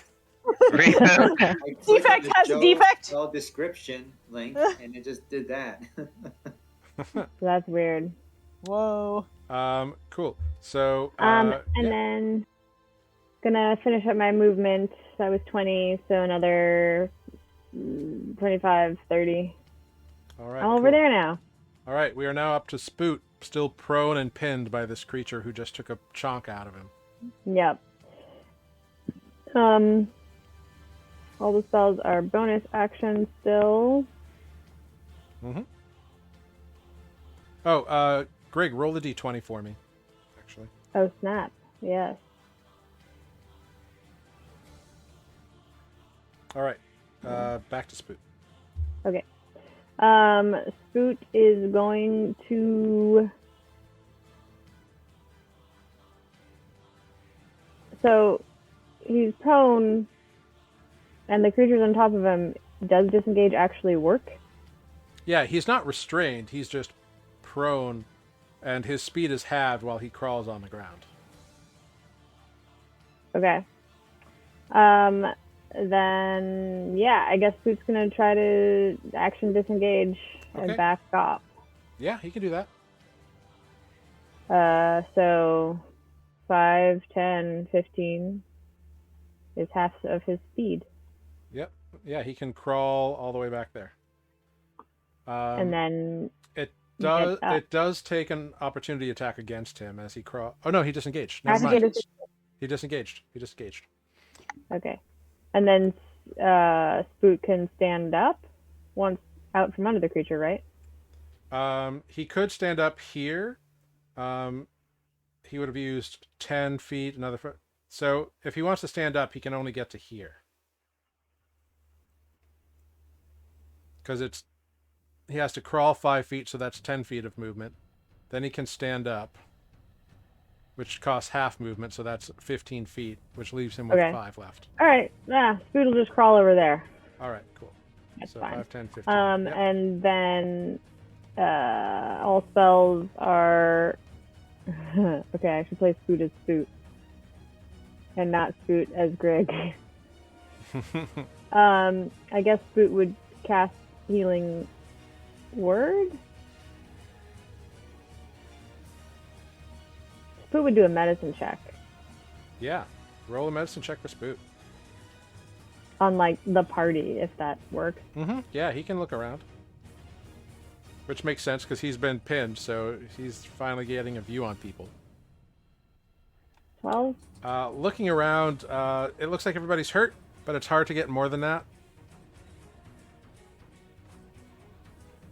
Spoot's gonna just go for it. Cast Mass Healing Word Okay. if people are hurt, which means I can see up to 6. So everybody have 9 healing words. Yay. Nice. That's max, I think. That's a lot of words. Yep. They're in Aquan, so they're Yeah, long. Spoot utters yeah. a word in They're very Aquan, wibbly. and you all kind of hear the running water noise of like a brook as it enters your mind and rejuvenates you a little bit. You literally healed me for half of what I had. Oof. All right, that brings us to you, Adis.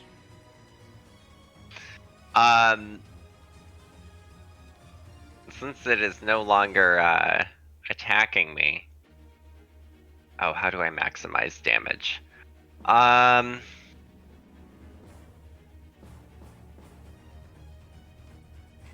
it. I'll just shoot the one that I've been shooting. That one. Yeah. I will use Planar Warrior. Okay. And take a pot shot. Yeah. Oh wait, ignore that one. It's supposed to be. Oh, I clicked the right one. Never mind. No, I didn't. So it's 28 will hit. So. for 14 force damage. Yep. Second shot. Hello. There we go. Yep. 24 for another 9 force damage. Yeah, definitely. Finally rolling above a 1 for damage. Yeah. Yeah. Yeah, the 2 magical arrows appear in the bow and fire off, pa-ting, pa-ting, landing in soft spots, the creature roaring at each one and shaking its massive jawed head. That brings us... do you want to move or anything, or are you good? Yeah. I'll move over here. All right, cool. Olive, it is up to you. You are 20 feet in the air. Cool. I'm gonna do the thing with the rock again. All right, cool. You already grabbed one of them. Yeah, you can swoop down. Just do a... I forgot to have you do this last time, but make a strength check for me as a giant eagle. To Strength check to pull the as a rock giant eagle. Sure. out of the ground. Got a +3, Okay, it's a DC 10. so +3 to 9 is 12. Yep, you pull the rock out. Cool. Taking it over, dropping it on this dude again. All right, it's going to make the same DC 14 dex save, which it does not do at all. Go ahead, roll 2d8. 4. All right, it takes 4 points of bludgeoning damage from this rock. Every Wow. bit counts. Every bit counts. The only hit point that matters is the last one. Exactly. Yep. That's fair. Cool. That brings us to defect. All right. Same thing. Reckless with the -5 +10. Yeah, go for it. 22 to hit. That for will hit 18 for damage. 18 damage, which is enough to fell the horrible creature. Your axe slams in between the plates, and it roars in defiance. Crashes to the ground and dust flies up. Actually, it's still Yeah. wet from the rain, so mud splatters up. Yes. Great. I'm gonna. turn my I've attention got to- it using the new dust emote. Although this creature does not succumb to the dust effect because it is not a humanoid. But Aha. Nonetheless, I appreciate it. yeah, All the love to defect. Turn my attention to this one now. yeah. Same thing. hmm A 20 to hit. A 20 will hit for 27 damage. Woohoo! Nice. And because I had killed this one above me, I get a bonus action. Attack. So much murder. Yeah, another I'm attack. gonna do it again. -5 plus 10. Yep. Oh. Ooh, Oh. a 10 unfortunately will miss. Yeah. All right. Well. Good thing you Yeah, were well done. reckless. Yeah. All right. Um, Well, that's my cool. turn. All right, you were reckless, so I just am going to remind myself that you were reckless. Give you a little target there. All right, the creatures now. This one's gonna. Yeah, this one is gonna go back after Spoot. Wah wah. You know, he's like scrambling after No. what he was trying to eat. No, none of that. It interrupted his lunch. That is a 19 to hit Spoot, Which which I believe is his armor class. Yeah. So that's 25 piercing damage on Spoot. Ouch. The one engaged with defect bites at advantage with a 19 to hit for 17 piercing, reduced to 8 piercing. This little fellow is going to run and try to glomp you again, Adis. Go ahead and make a dex save.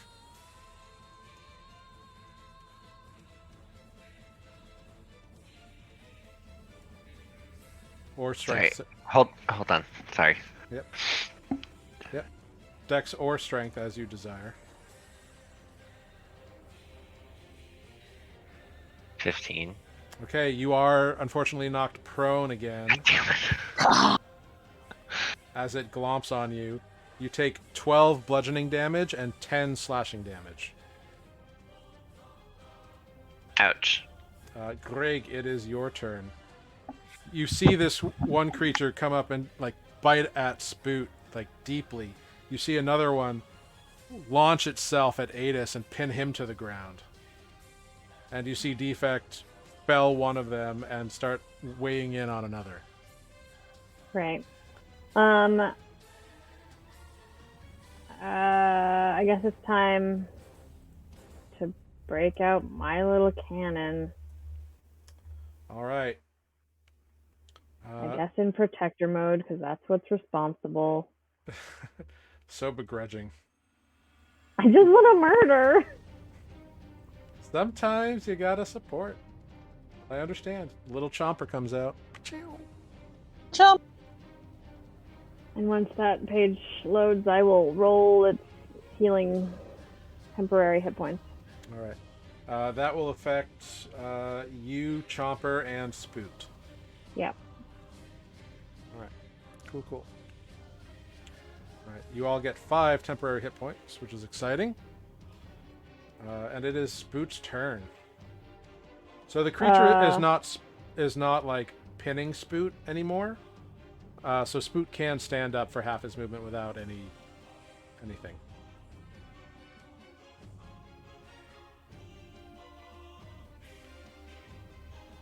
Okay. Yeah, I guess Spoot will do that because why not? Yeah, And it then takes away the advantage. yeah. And then is gonna stick with Sacred Flame because that has worked. Yeah.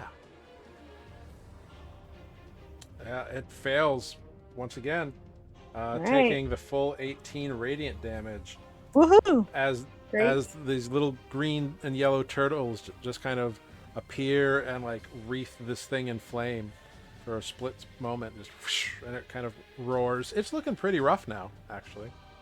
Perfect. If it's looking that rough, nah, Spoot's responsible. Spoot will disengage and move back. Okay. Yeah, There you totally. go. All right. The end. That brings us to Adis. You have been glomped. Technical term. Oh, roll a d20 for Spoot, please. Sorry. Oh, right. But it was Sacred Flame. Yeah, it was Or a is that spell. for the mass healing word? Cantrip. Oh, right, that was a cantrip. You're right. But yeah, the mass healing word I do need from. I knew I had a note. I thought I did that. Okay. Oh, you did. Okay. A while ago. Yeah. Yeah. You're good. Okay. Actually, no, you didn't. You did one for the No. the healing word Oh, from Grig, but not the mass healing word from Spoot.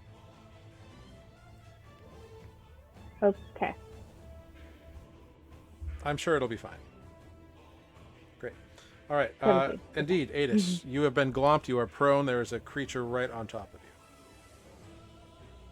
I am indeed glomped, and I will unglomp myself by poofing out of existence again. All right. You poof away. Over to You're- here. Yeah, totally. Go ahead, roll that d20.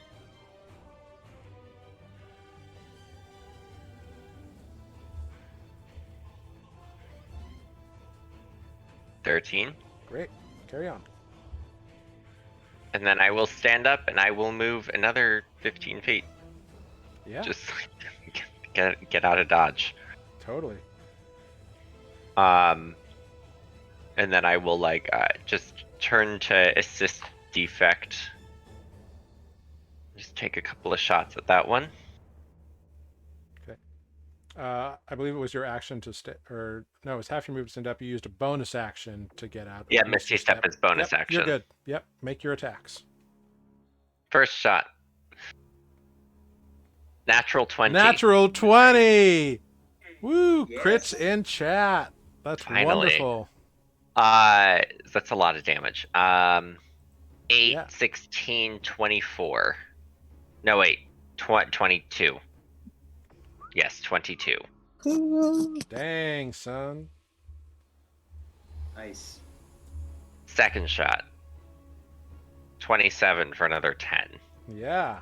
Good shots. Those hurted a lot. Thank God. Boom. Well done. All right, Olive. You're flying around. I sure am. Olive's going to come in and try to rake this one with my talons. All right. The one that's been beating up on Spoot. Yep. And you should be able to move that eagle token, by the way. So. Sure. There I am. Yep. +5 to that, so that is 22 to hit. Yeah, that will hit. And it is 8 for 8 points of damage. Great. And since I'm there, I'm gonna bite him too. Yeah, go for that beak attack. 23. That will hit. And it is only 1d6 from biting. Oh, nope, sorry, my bad. It's only the first one of those, plus 3. Okay. So Alright. 9. So 9 more. Yeah. Yeah, he's looking super rough. Do you stay on the ground, next to him, or are you flying away again? Fly away again. All right, And that might hurt. I it's- know. Yeah, it's going to try to bite you. However, that's a Yeah. 14. A bugger! Yeah, it hits. All right, that is 44 piercing damage. Oh. And Olive crashes to the ground as an orc. All 44, right. you say? Yep, 44. So 16 from Olive. All right, let me bring Uh, Olive back. All right, yeah, Olive crashes to the ground. All right. I don't know what those temporary hit points are from, but I'm pretty sure they are no longer real. Yep. But I think my armor class is... Nope, my armor class is not better than that. Awesome. Cool. All right. Yeah, so you are flat on the ground. You are prone. Ow. But it is now Defect's turn. Awesome. Reckless, and with my great weapons master feat, I will Yeah. attack this one. Do it. Oh, Unfortunately, a 13 will not hit. Oh. okay. That makes me sad. Without the great weapons master feat, I will attack it. Okay. Oh, I should have. Oh, a natural 20 is still Oh. Still That's good. another That's crit. 21. And, All right. and because I crit, I do get a bonus attack on it. good. That's right. So I will. Oh, do I minus 5 plus 10? Decision. It's up to Yeah, you. I'm gonna do it. Minus 5 plus 10 on my bonus attack here. All right. A 20. Yes. Yeah. All right. Yeah. Which is enough to once again slam it once, and it roars. You wheel around, swinging your axe, chopping it right in the middle of the skull, and the heavy armor plating there cracks and splits, and Matter's Bane sinks into its skull, and it just falls limply to the ground. Poof. Love. That's my friend! I'm gonna move on over to here. Yep. And I'll end my turn there. All right. It is now the creatures. The one down here turns on the tasty thing that it had bit that was once an eagle and is now much smaller and looks more swallowable. So it's going to try to bite you. It's got advantage because you're prone on the ground. Mm-hmm. That is a 25 to hit Yep. for 28 piercing damage. Ouch. All right. And this one is going to keep chasing Adis. You are just in range of its jump. God damn it. So go ahead, make that dex save. I'm not going. Do I have to? Because I'm unconscious anyway. Okay, yeah. So you go unconscious. Boo. I had 5 HP. There's. Yeah. All right. So you are unconscious and prone on the ground, and you all see Adis go down as this creature jumps on him for a third time. Greg, that brings us to you because the other two are dead. Great. Greg is going to disengage, step back, Yep. bring the cannon with me, and firebolt this one that's up in our faces. All right. Go for it. A 10, unfortunately, will not hit. All right. Well, the protector is going to do its protector thing. All right. This will hit Defect, you, Chomper, and Spoot. Yep. 11. Nice. You all have Ooh. 11 temporary hit points. Anything else?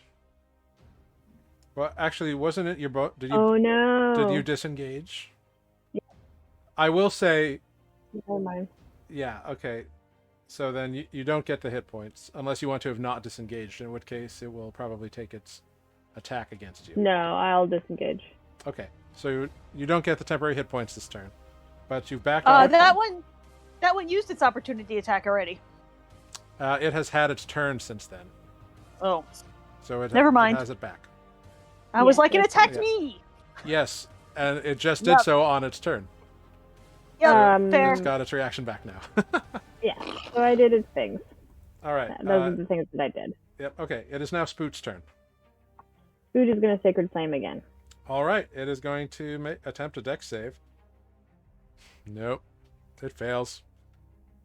14. The turtles blast out and spin around this creature again, swimming through its space, lighting it on fire, and this radiant energy burns through the armor, and it falls to the ground. Well done, Spoot. Well done. Grig turns to Spoot and says, "Well done." Does Spoot want to do anything else with his action and movement? He does see that Adis Action. is in a bit of trouble up there. Yeah. But all spells are bonus actions. Yeah, Spoot will start moving toward Adis. Oh, right, that thing's dead now. Yep, there's 3 dead ones on the ground. Great. Spoot makes it to there. All right, cool. Adis, I need a death saving throw.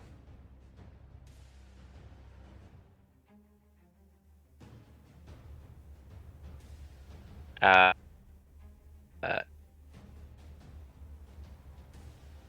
Okay, a 6 is a failure.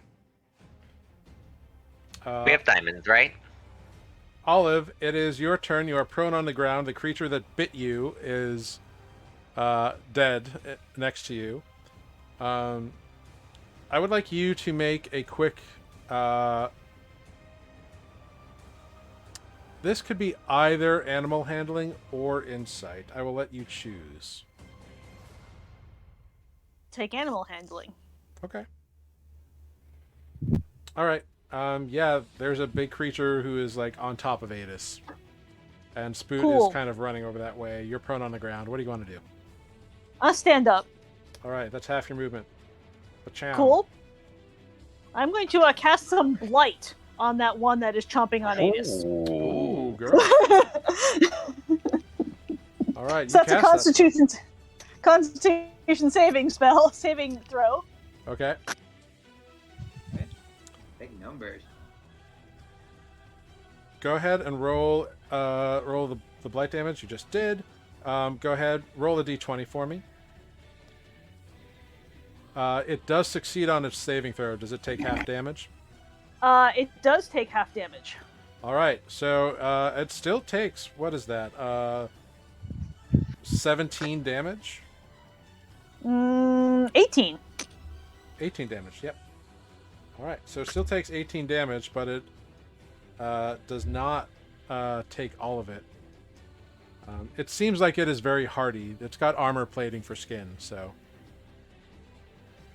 That is cool. still 18 more damage than I was going to do with anything else. Absolutely, yeah.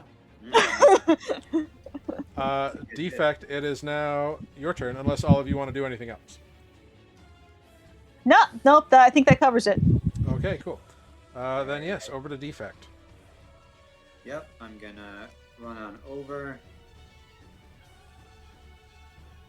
And I will Reckless with the Great Weapons Master feat. Attack it. 22 to hit. That will hit. 26 points Or of damage. 26. Nice. A solid attack. It looks really rough now. Alright, and with my last swing. Oh, damn, that didn't hit. Unfortunately, a 13 will not get through the armor of this creature. Alright, that's my turn. It is now the creature's turn. It Ruh-roh. opens its mouth and grabs Adis's body What?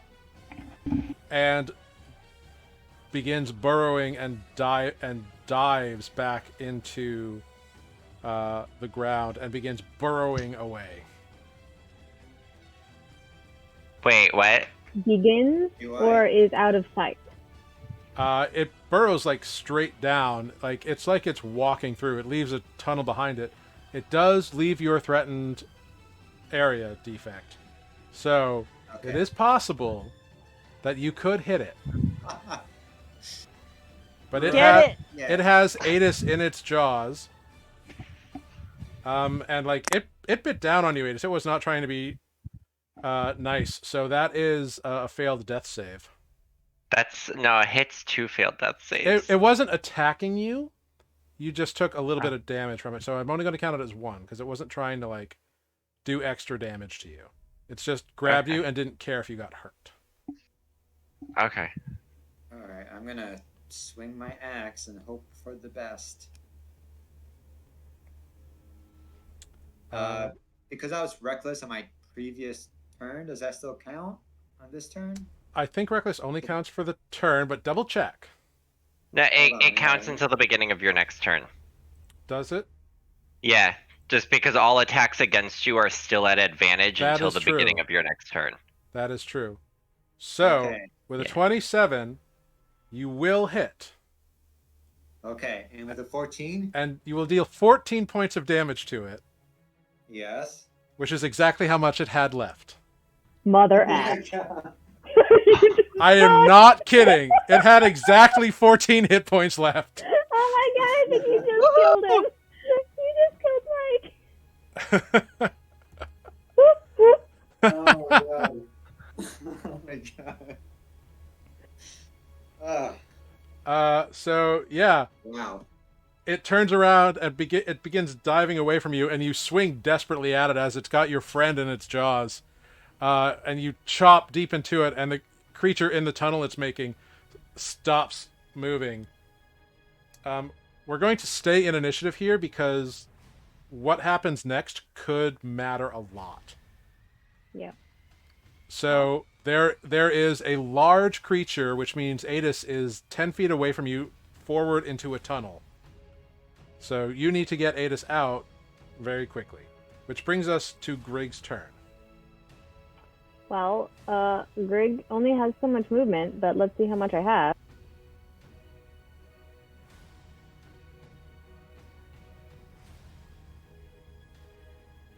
I can get to there, and then I can...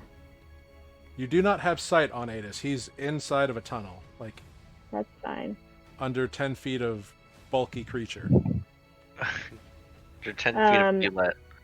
Mhm. I didn't think about what spells to prepare because I don't think forward like that. That's too bad. I just left everything sitting as it was.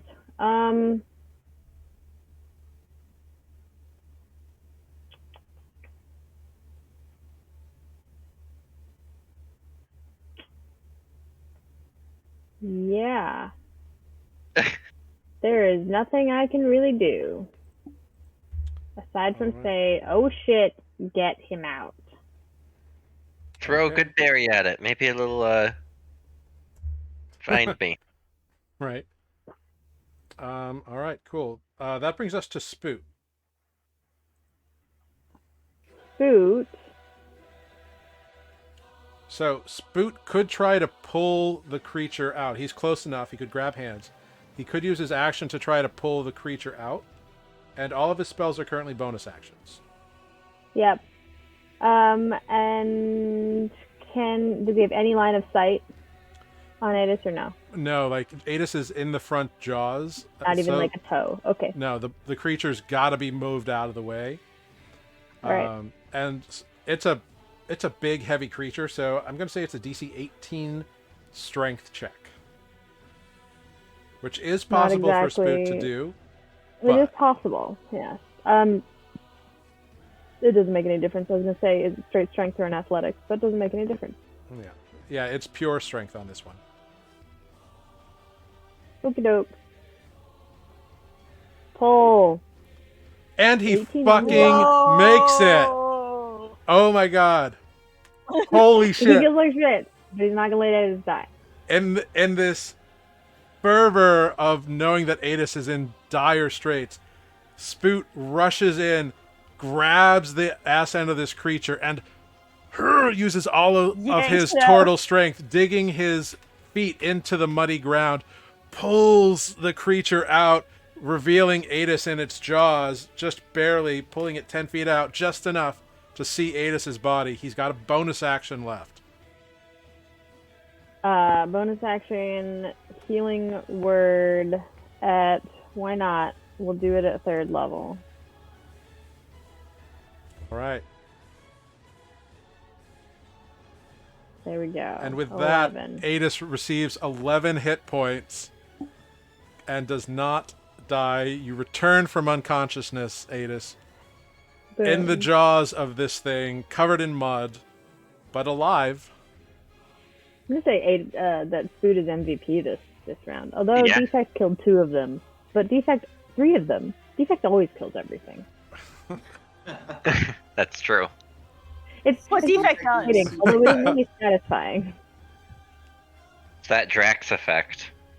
Drat. Well, you know what? I thought I would be swallowed like the orcs were, and I'll just like have to pull the Drax and attack it from the inside. Yeah, yeah. I I got it from the inside. It worked.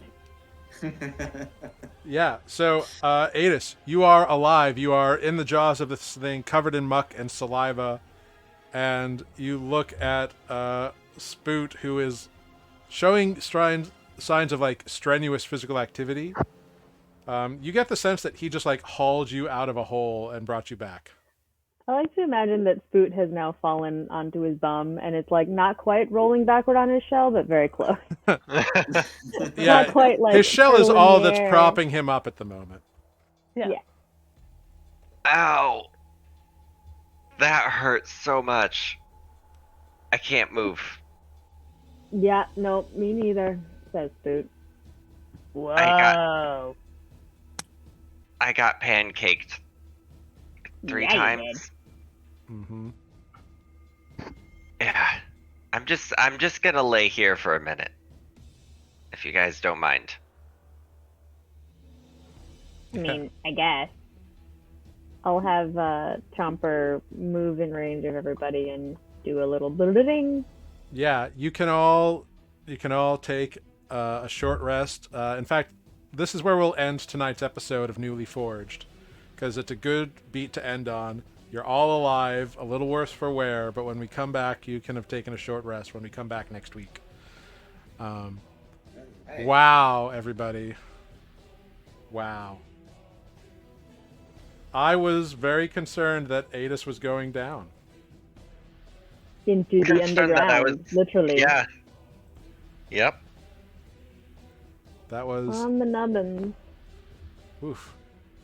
And like you hit exactly 14, which is exactly how many hit points it had, and Spoot hit exactly an 18 strength, which is what I said it was going to be. Yeah. So, goddamn, y'all hit the fucking numbers when you needed to. So good job. I was prepared to reduce the creature on my next turn if we got that far. Yes.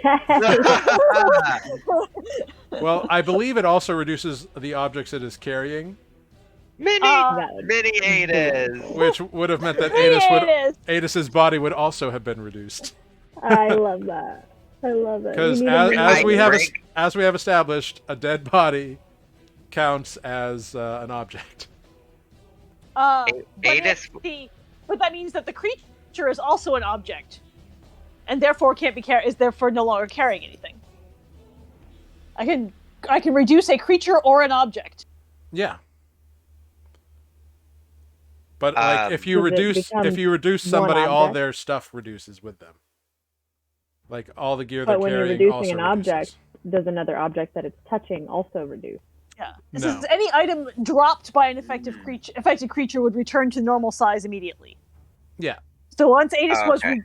so you be reduced, but then once we grabbed you, Yeah, would you return he to would normal pop size. up. Yeah. But the thing is, like, until I pop back to normal size, Greg wouldn't let Mini Adas live it down.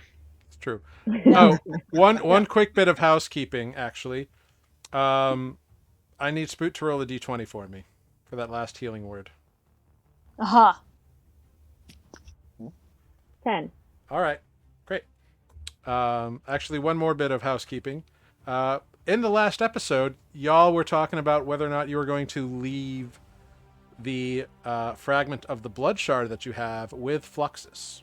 We kind of talked about it in Discord, but I just want an accounting. I know how Spoot would vote. So with the remaining 4, who would you have all left it with Fluxus or not? Defect would have, yes. Okay, Defect votes yes. Greg? This is for a healing item in theory or a destruction item?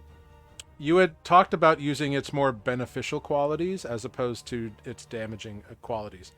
But as he said, it's all about intent and purpose and what you put it into. And he's going to give it his best shot for you. It's tricky making magic items, but he's a pretty good enchanter, he says. So Yeah. Greg wants to see it happen. I mean, it's a long process. You'd have to spend months with him. No, right. It's not like one and done. Like, it takes time. And I think I recall that the argument against is that he's currently, like, he was just under attack, he doesn't have any support, that type of thing, right? Yeah, he did say that he would be able to, like, repair most of his defenses the next morning. Okay. And they, in theory, won't know that he's got it. In theory, they didn't know he had the yellow one either, and they sure as hell broke it and stole it. Right. But he's had that a lot longer. Here's the thing, Greg might not do it because Greg really wants it for himself. Yeah, I mean, he did say he would give you it back and not charge you anything for the service because he just wants to craft it. Because, like, crafting a magical item like that would normally be, like, thousands of gold. Yeah. But he's doing it for the challenge and because it's his dream. But it's your choice. You can vote however you want. Okay. We're gonna be even, I have a feeling. There's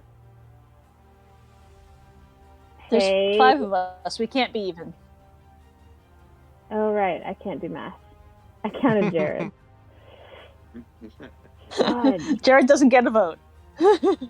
Nope. I am just a governing body. I do not vote. Okay, here's the thing. Greg would leave it, but Greg would have Spoot send a message every single day. Or if Spoot says that he can't do a sending every single day, I would make a sending stone from one of my infused items and get rid of the returning javelin. To give him a sending stone so that I could send him a message every day. Yeah, Spoot does use a message most days to talk to Kaylin for Tanner, or for Adis rather. If he has a spell slot, he's probably willing to do that. But your sending stone would be a more secure line, and you wouldn't have to worry about like if Spoot uses all of his spell slots and stuff. Okay, so I would leave a sending stone with him and check on him every day. Okay, so yes with a caveat. Yes, Is with what a I'm caveat. hearing. All right, cool. And Olive votes. Olive says no. Olive thinks that it's going to draw the bad people back. Fair. And that leaves us to Adis, who... How would Adis vote on this one? I mean, this is kind of neutral. If it's for something beneficial, I feel like Adis would be fine with it if it seems like everybody else is comfortable with it. Mm-hmm. Yeah. I mean, Olive is excited about the potential for what it creates. She's just concerned that we're going to return to find, his entire home leveled. True. We should also leave blood there. Yeah. I mean, I could try, but we might not have any back at the town. Well, you currently That'd have be it. one with Seda, and the other one is with... is it with Kaylin? No, thought it it's was just in the Red one Sand. with the... No, that one's shattered. I only have one. The other one's at an unknown location. I've just been accidentally rolling for and shattering the one that I have at. Yeah. Yeah, because the one that was in Polivar's office, gone. I remember that shattered. Yeah. But yeah, okay. Yeah, so there's one unknown and one in Seda's office. So I could, They try would to take that make risk. one, but we might not have the one at Seda's office anymore. I don't care. So you want me to make one? I want to be where the shard is, if we have to get to the shard. Sending every day. That's fine. Then I would leave a vial of blood with my brain's shutting down. Flux. Fluxus? Fluxus? Fluxus. Cool. Yeah, if you want to do All, that, all of it, I'm fine saying that all of has this occurred. Can I? all of this convinced by these caveats. Okay. Cool. All it feels like we're doing, we're not just wandering off and hoping he's still there in a month. Yeah. No, I'm no mine. Yeah, totally. Great. Do you want me to roll siege when I shatter? Yeah. So roll roll a d20 and see which one shatters.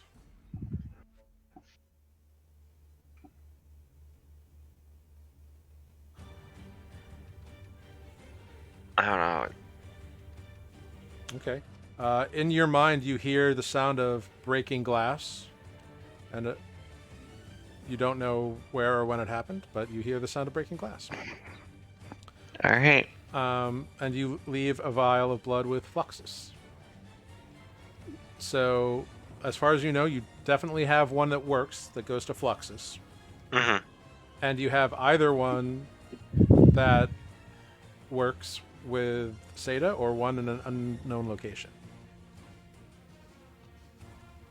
Why is it unknown again? Because it's a different It was blood vial. It's someone else's blood that's attuned to the weapon, and he doesn't know where it is. And Okay. he can only open the portal if he knows where the vial is kept. Right. Well, we'll find out. Yep. Grig is satisfied. Every day, every morning, first thing Grig is going to do is message Fluxus. Okay, good to know. Well, Cool. sending stones, Fluxus. So we will note that you have left the fragment of the blood shard with Fluxus to be enchanted into an item. And Grig has gotten rid of the Javelin of Returning and instead made sending stones, leaving one with Fluxus as well. And Adis has left a blood vial there.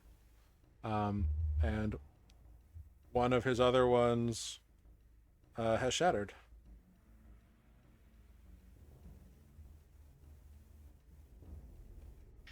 Fantastic. Well done, everybody. What a fun game. That was great. You guys hit the right numbers when you needed to. So good job. Let's go around and say our goodbyes. Plug anything you want to plug. If you heard of a cool Kickstarter or whatever, feel free to go ahead and do that. And I will figure out who we're going to raid this evening. Let's start down with our on again, off again cameraman, Adis. Thanks for watching, guys, and we will see you next week. Great. Moving right along to Olive. Oh, hey, that's me. Hello, I am Sarah. I have been Olive, and thanks for watching, and I'm glad I made it here. Yay, Yeah. last minute schedule change. Gotta love it. Hopping along to Grig. And Grig.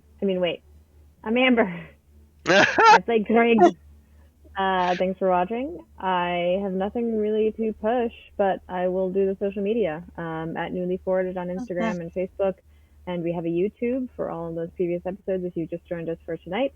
At Nuuli Forged, once again, like, subscribe, share, comment. I don't know. What are the words? Sounds good. Interact with us. Yeah. Do the things that you do. All the liking and following would be much appreciated. Go ahead up to Defect. Yep, that's me. I'm Mike, and just thank you guys for watching us again. And we'll see you next week. All right. And I am Jared. I've been your humble dungeon master here. Thank you all very much for joining us this evening.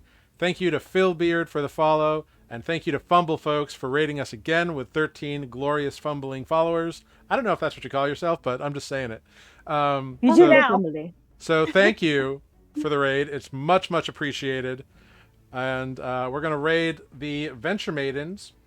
Matt and I also have a podcast where we talk about D&D in kind of an educational introductory way called Mid-Level Adventurers. If you are interested in that, feel free to check us out as we talk about that and whatever we happen to be drinking that evening. Season 1 is complete. Season 2 is on the way. Probably next year, because Matt has some fun social obligations at the start of 2022, which will be interesting, and good for him. We will see you all back here next week. Thank you very much for coming and watching with us. Enjoy the emotes. Thank you, I've Got It, for being a best mod. And we'll see you all next week. God. Goodbye, everyone. Goodbye. Thank you. Goodbye. Bye. Thank you. Bye. Goodbye now. Thank you. Goodbye.